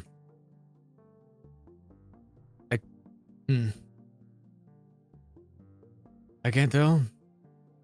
I have a theory. Yeah. Broth, Ooh. You. you have to promise not to bite Vane anymore. Roth doesn't bite me. I know, I'm There telling you a go. joke. No, Zervi, no, that's his core. Zervi, no, that's his core. I was telling a joke. Survey and is like, all right, just puts him on his head. You're in prime biting position. Nah, we'll chill. Oh, I suppose I should show. Oh, this is Suppose you very should show. funny. Oh, this is very funny if you put Zerfi on your head. I summoned the observer. Just all of a sudden, Zervi just looks down at Vane as he feels the energy hitting him, and it's just like, What? like, I'm sorry, and then just. Ow! Oh. No, his core. It's He licks you resilient. once like a dog, like an apologetic like dog lick, but it kind of hurts because it's kind of spiked like a cat's tongue. So it's just like, ow. Big William baby. William literally just closes his book and just, all right, You kicking us out? no, I'm not. I'm going to take so many notes. I'm asking all of you for the next 10 minutes to shut the fuck up. He just walks over to a wall, That's okay, pulls out the Zervi's book. standing on my lungs. Also, I need my concentration back, and Etalon just appears again as he drops concentration on greater invisibility. Oh. Zervi loafs on you. Okay, this is great distribution of light. Actually, this Mommy, is can I better. borrow a cookie? Yeah. Can I have a cookie? Borrow. Yeah, of course. You gonna give it back? Give that back. Zervi catch. Throws Oh, it. I want it. As What if Oh, William I guess Black I'll feed Vane. I was gonna It- feed Zervi. sits and starts making notes. Here you go, Vane. Zervi and Vane both get cookies. Here comes the wyvern. Open up. Say ah, Vane. Ritz. Aha! Hmm. There it is. You. Shoves it in your mouth. Ritz, you with your 20 intelligence, you look at the board, all of these notes that are connected and all of these interesting things. The doodles and such of Adelaide, and there's one theory that comes to your mind that it doesn't seem like anybody said, but it's right there the whole time. It's what if she's connected to a core somewhere else? What if the core is in her? What if others are blah, blah, blah? All of that is missing out on one crazy potential question. What if she's just a tether? Oh no. Like You Adelaide kind- herself? Mm-hmm. Hmm. What'd you say, Crow? Nothing. No, say it. That's what I meant. I was kind of feeding into that with what if she's the pollen? There you What go. if she's the thing that is connected to the flower? The Celic It's got close specific- then. He just didn't It's say not that. written on the board. Yeah, it's not written on the board. Yeah, and Rich wasn't paying attention, clearly. That is true. Yeah. It works. Ow. Hmm. I'll put out this theory. Fuck it. But like in the character that played attention and that you played while I was clearly paying attention. What if she's the? You're like, what if she's the tether? Celic, now you can. There you Pollen. go. Pollen. Oh, that's How what do you you meant.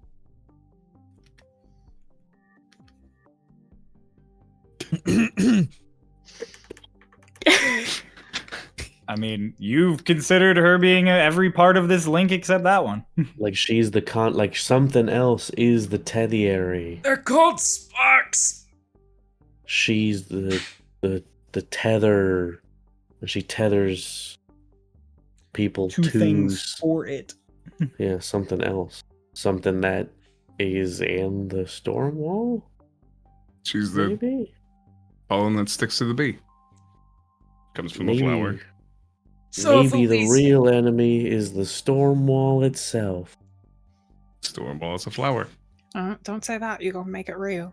The I storm wall don't is think real. I have much influence over the path that our journey is going. I think it's already been written out. Is that What's up, Bruno? maybe that's why she got that notification from whoever was on Bring? the other side. She Hmm. Tidestriker isn't aware of the condition of. I point back at the main building of the communique. But if that body was completely destroyed, it doesn't matter regardless. But continued damage? My brain's too cooked for this. I walk back and I just slump in a chair. Have another cookie. If I she's think these are all. Go ahead. Zervi, please. I go over there and I just pick Zervi up off Ah. of him. Just put him down 2 feet to the side. Okay. Ah. If she is Spock, as I call them, because I mean, and he just pulls it, and Devane's magic, again, it's got no fucking light to it at all, so it just looks like this little pinprick of existence. I call them Spocks. They attach to whatever they attach to, and you, if I'm being honest, I'm not sure how we begin to communicate. I know that when I reach out, I can feel yours, I can feel mine. Once they align, that's when we're good.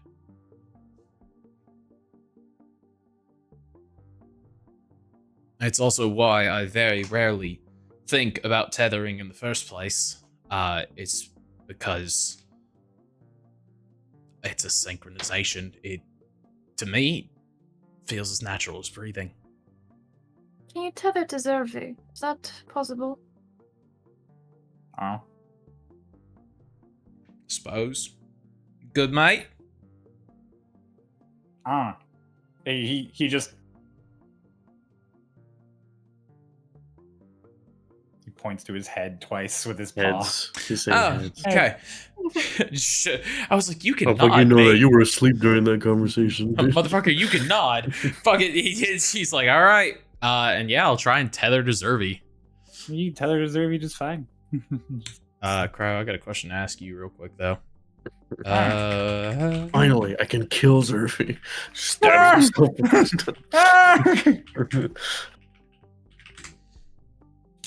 Never bite my core again. As you do the link, speaking to everyone else, you feel a heartbeat. Yeah. You hear it. You hear their heart beating in your ears, and then they sync up. When you link to Zervi, for a second, you hear what sounds familiarly like Runava's heartbeat. And then you just hear this hollow, like the sound of air rushing through a canyon or a cave, that like, and your heartbeat feels like it stops. And it feels like that silence grows wider and deeper, and then you sink.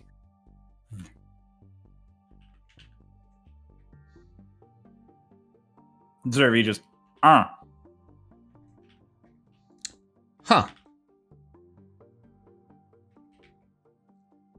Well, he's certainly yours. What do you mean by that? Like I said, fingerprints.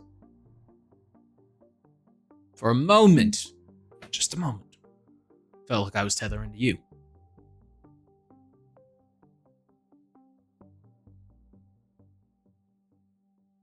Makes sense. I am channeling my magic into him currently. huh. Well, You want to test broth?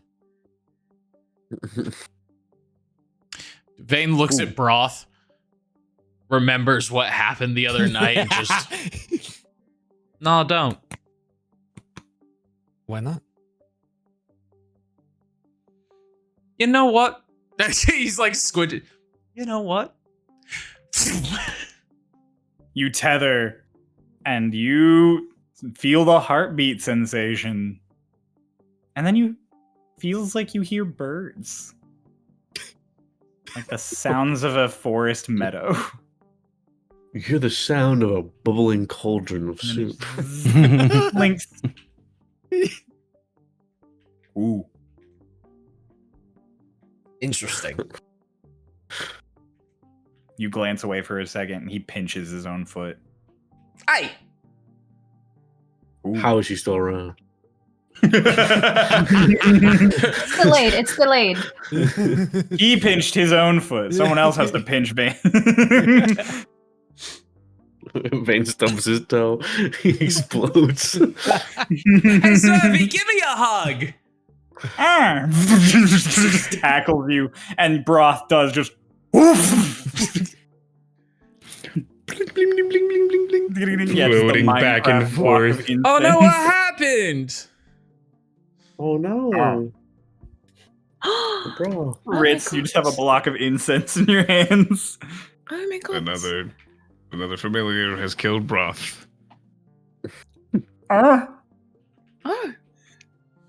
You did nothing wrong, buddy. And he doesn't really process the fact that this thing's face is made of like crystals, so he's just like, Vane soils himself as I presto. unsoils himself as he casts presto. Vane, you feel warm wetness on your pants, you just presto it away. Just come on. Seems you had an accident. Again. Seems Broth did Oh, too. another one. Another one you So- do again. Stinky. That wasn't Broth's accident. That Broth was that's not one that one was. Oh no. Yes or no? Oh. Okay, go ahead. No.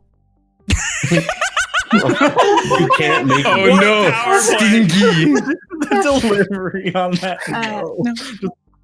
No. I'm gonna look at Arlashna, and since I'm She's- like right next to her, She's so enamored. She's just like, I'm just gonna think. Granny, do you think I should show him the painting? oh, if you'd like, that could be beneficial. Would it, or do you think it would just cause him distress It might cause him distress. It might cause him great distress. and great confusion? Yeah. Have you painted anything of note lately, other than that? Hold on, me pulling up my paintings. I mean, I started a portrait of Celic, but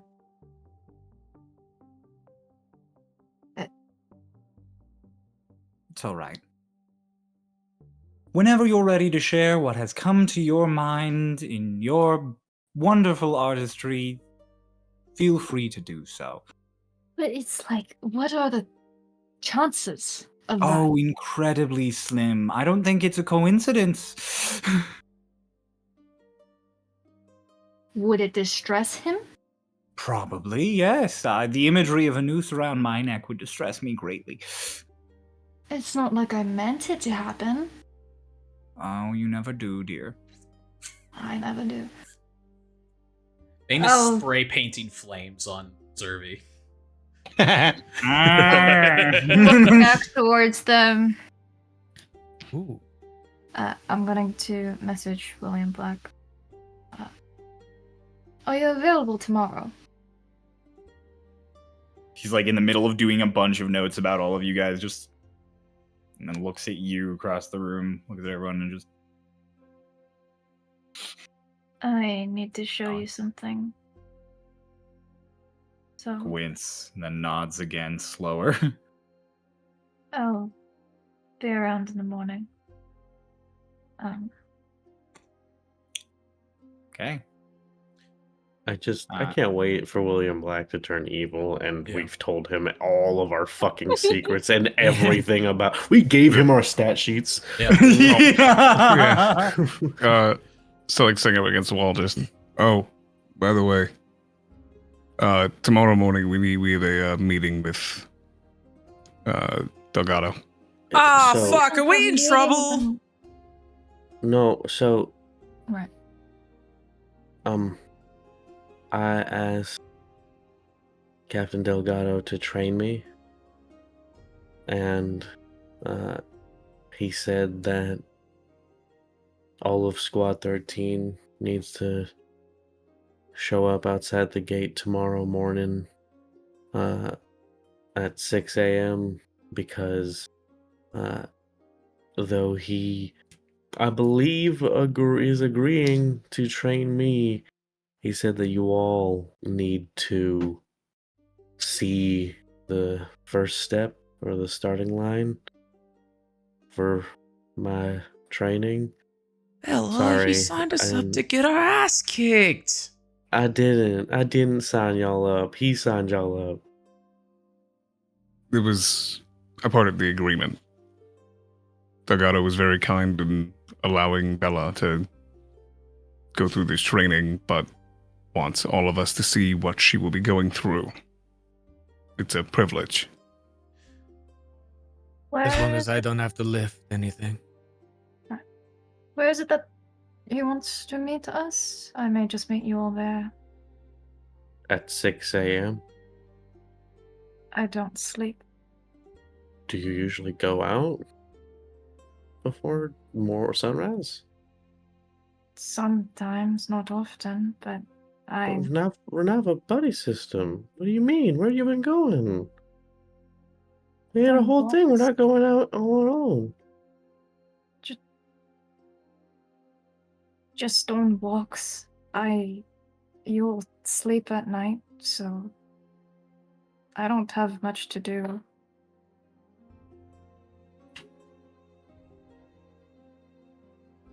Okay. By the gate, outside the gate. All right. 6 a.m.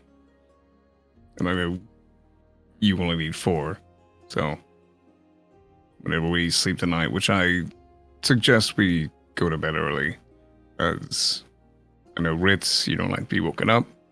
Would it be okay if we went to bed a bit earlier tonight so that you get your full amount of rest and be up ready to support Bella? That's fine. As long as I get heads up on these things. That's expected. Is Vane sitting like that? Nutshot No. coming in. No, he's standing because he's spray painting Zervi.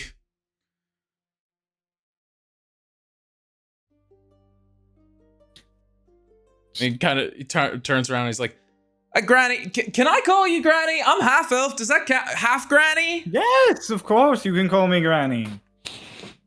I have Granny. Does it help if I tether to you so that you know more about the sensation and you can tell your friends? Oh, go right ahead. I would love that. Okay. Sure. Fuck it. Why not? You know? Spread the You love. tether to our Lashna. Yeah. You feel another heartbeat start to sync with yours. And as it syncs, you feel this deep warmth.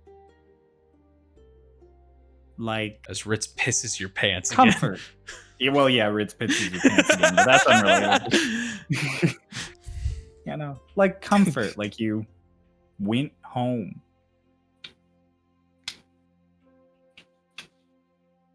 Like the warmth of a mother's love. That kind of levels off. And you kind of feel more full in your chest than you ever have. Are you crying? Press that make you cry. No, I just can't figure you out. Like the tether kind of like peters out. I do have a question. Lord Master Black. When are we going to go and see Delphi? I don't know. It'll take me at least a few days, and with everything that just happened, they probably won't want Stormridden to leave the city immediately, so my guess is at least a week. If not more. You'll have some time. Okay. I'll prepare. For now, does everybody want another cup of tea? No, thank you. Sure. I cannot, but I appreciate it. Honey? Technically, I could, but I yeah. believe I owe you anyway, so take this moment before we gotta run on home. You wanted a closer look. She didn't you? realizes. She realizes and kind of like Sidles over. Yes. Starts Am I allowed? inspecting your cloak. Not here. Oh, I meant just touch the cloak. Oh, yeah. Yes. She kind of picks it up, is looking at it. Even with the full permission and everything, you touch and immediately you could feel the muscles in it contract. Like The cloak flinches. Yeah. And while she's there behind you, because she's close, very quietly, she says to you, so if we find my magic frequency, we can possibly trace it back to someone. a little tougher with you. It is yours. Hmm. We'd have to find the thing that made it. Good news That's is the plan. you exist. True. Apparently I'm different, so might be easier to find me versus the other robots. Guess so.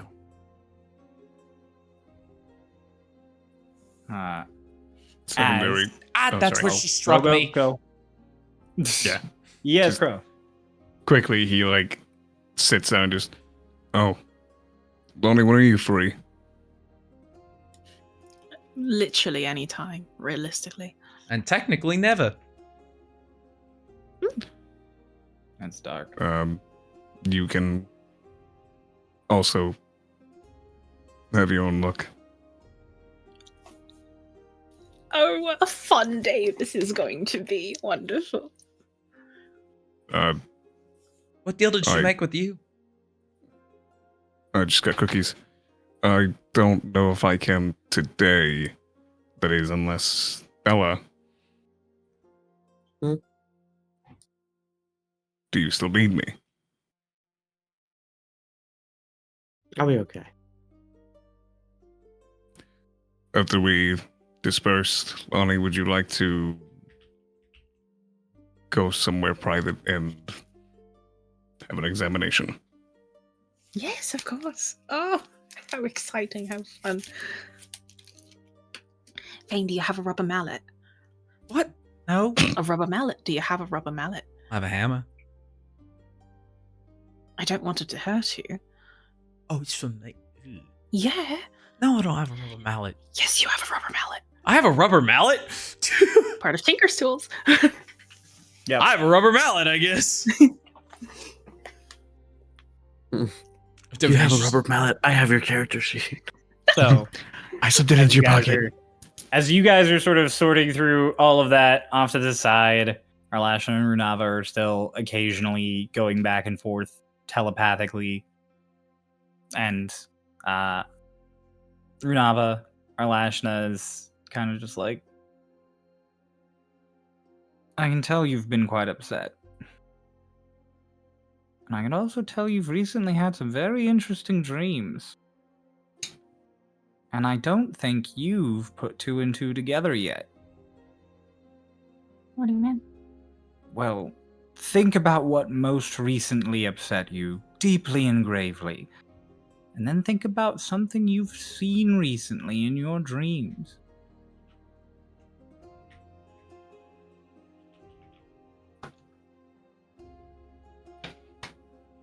There is a moment of processing, and then Runava just slams her hands on the table. Zerby turns back to normal, and she immediately goes through her bag and pulls out her sketchbook. Oh, it's so funny that you said that, because I rolled for Zervi biting Vane's cloak. And I didn't roll a natural 20, but I rolled high enough to hit.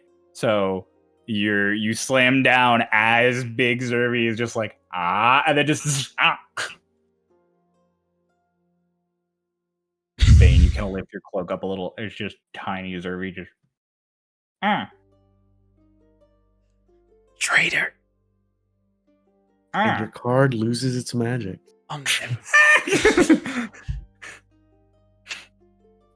Runava, you slam the table.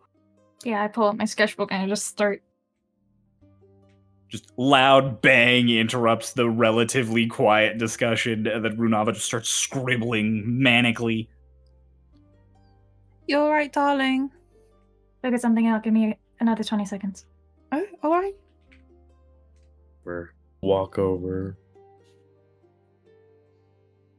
She is drawing a person. You can see Rapidly. the framework beginning to come in. Then, as everybody is sort of waiting for the moment to drop, you finish your drawing.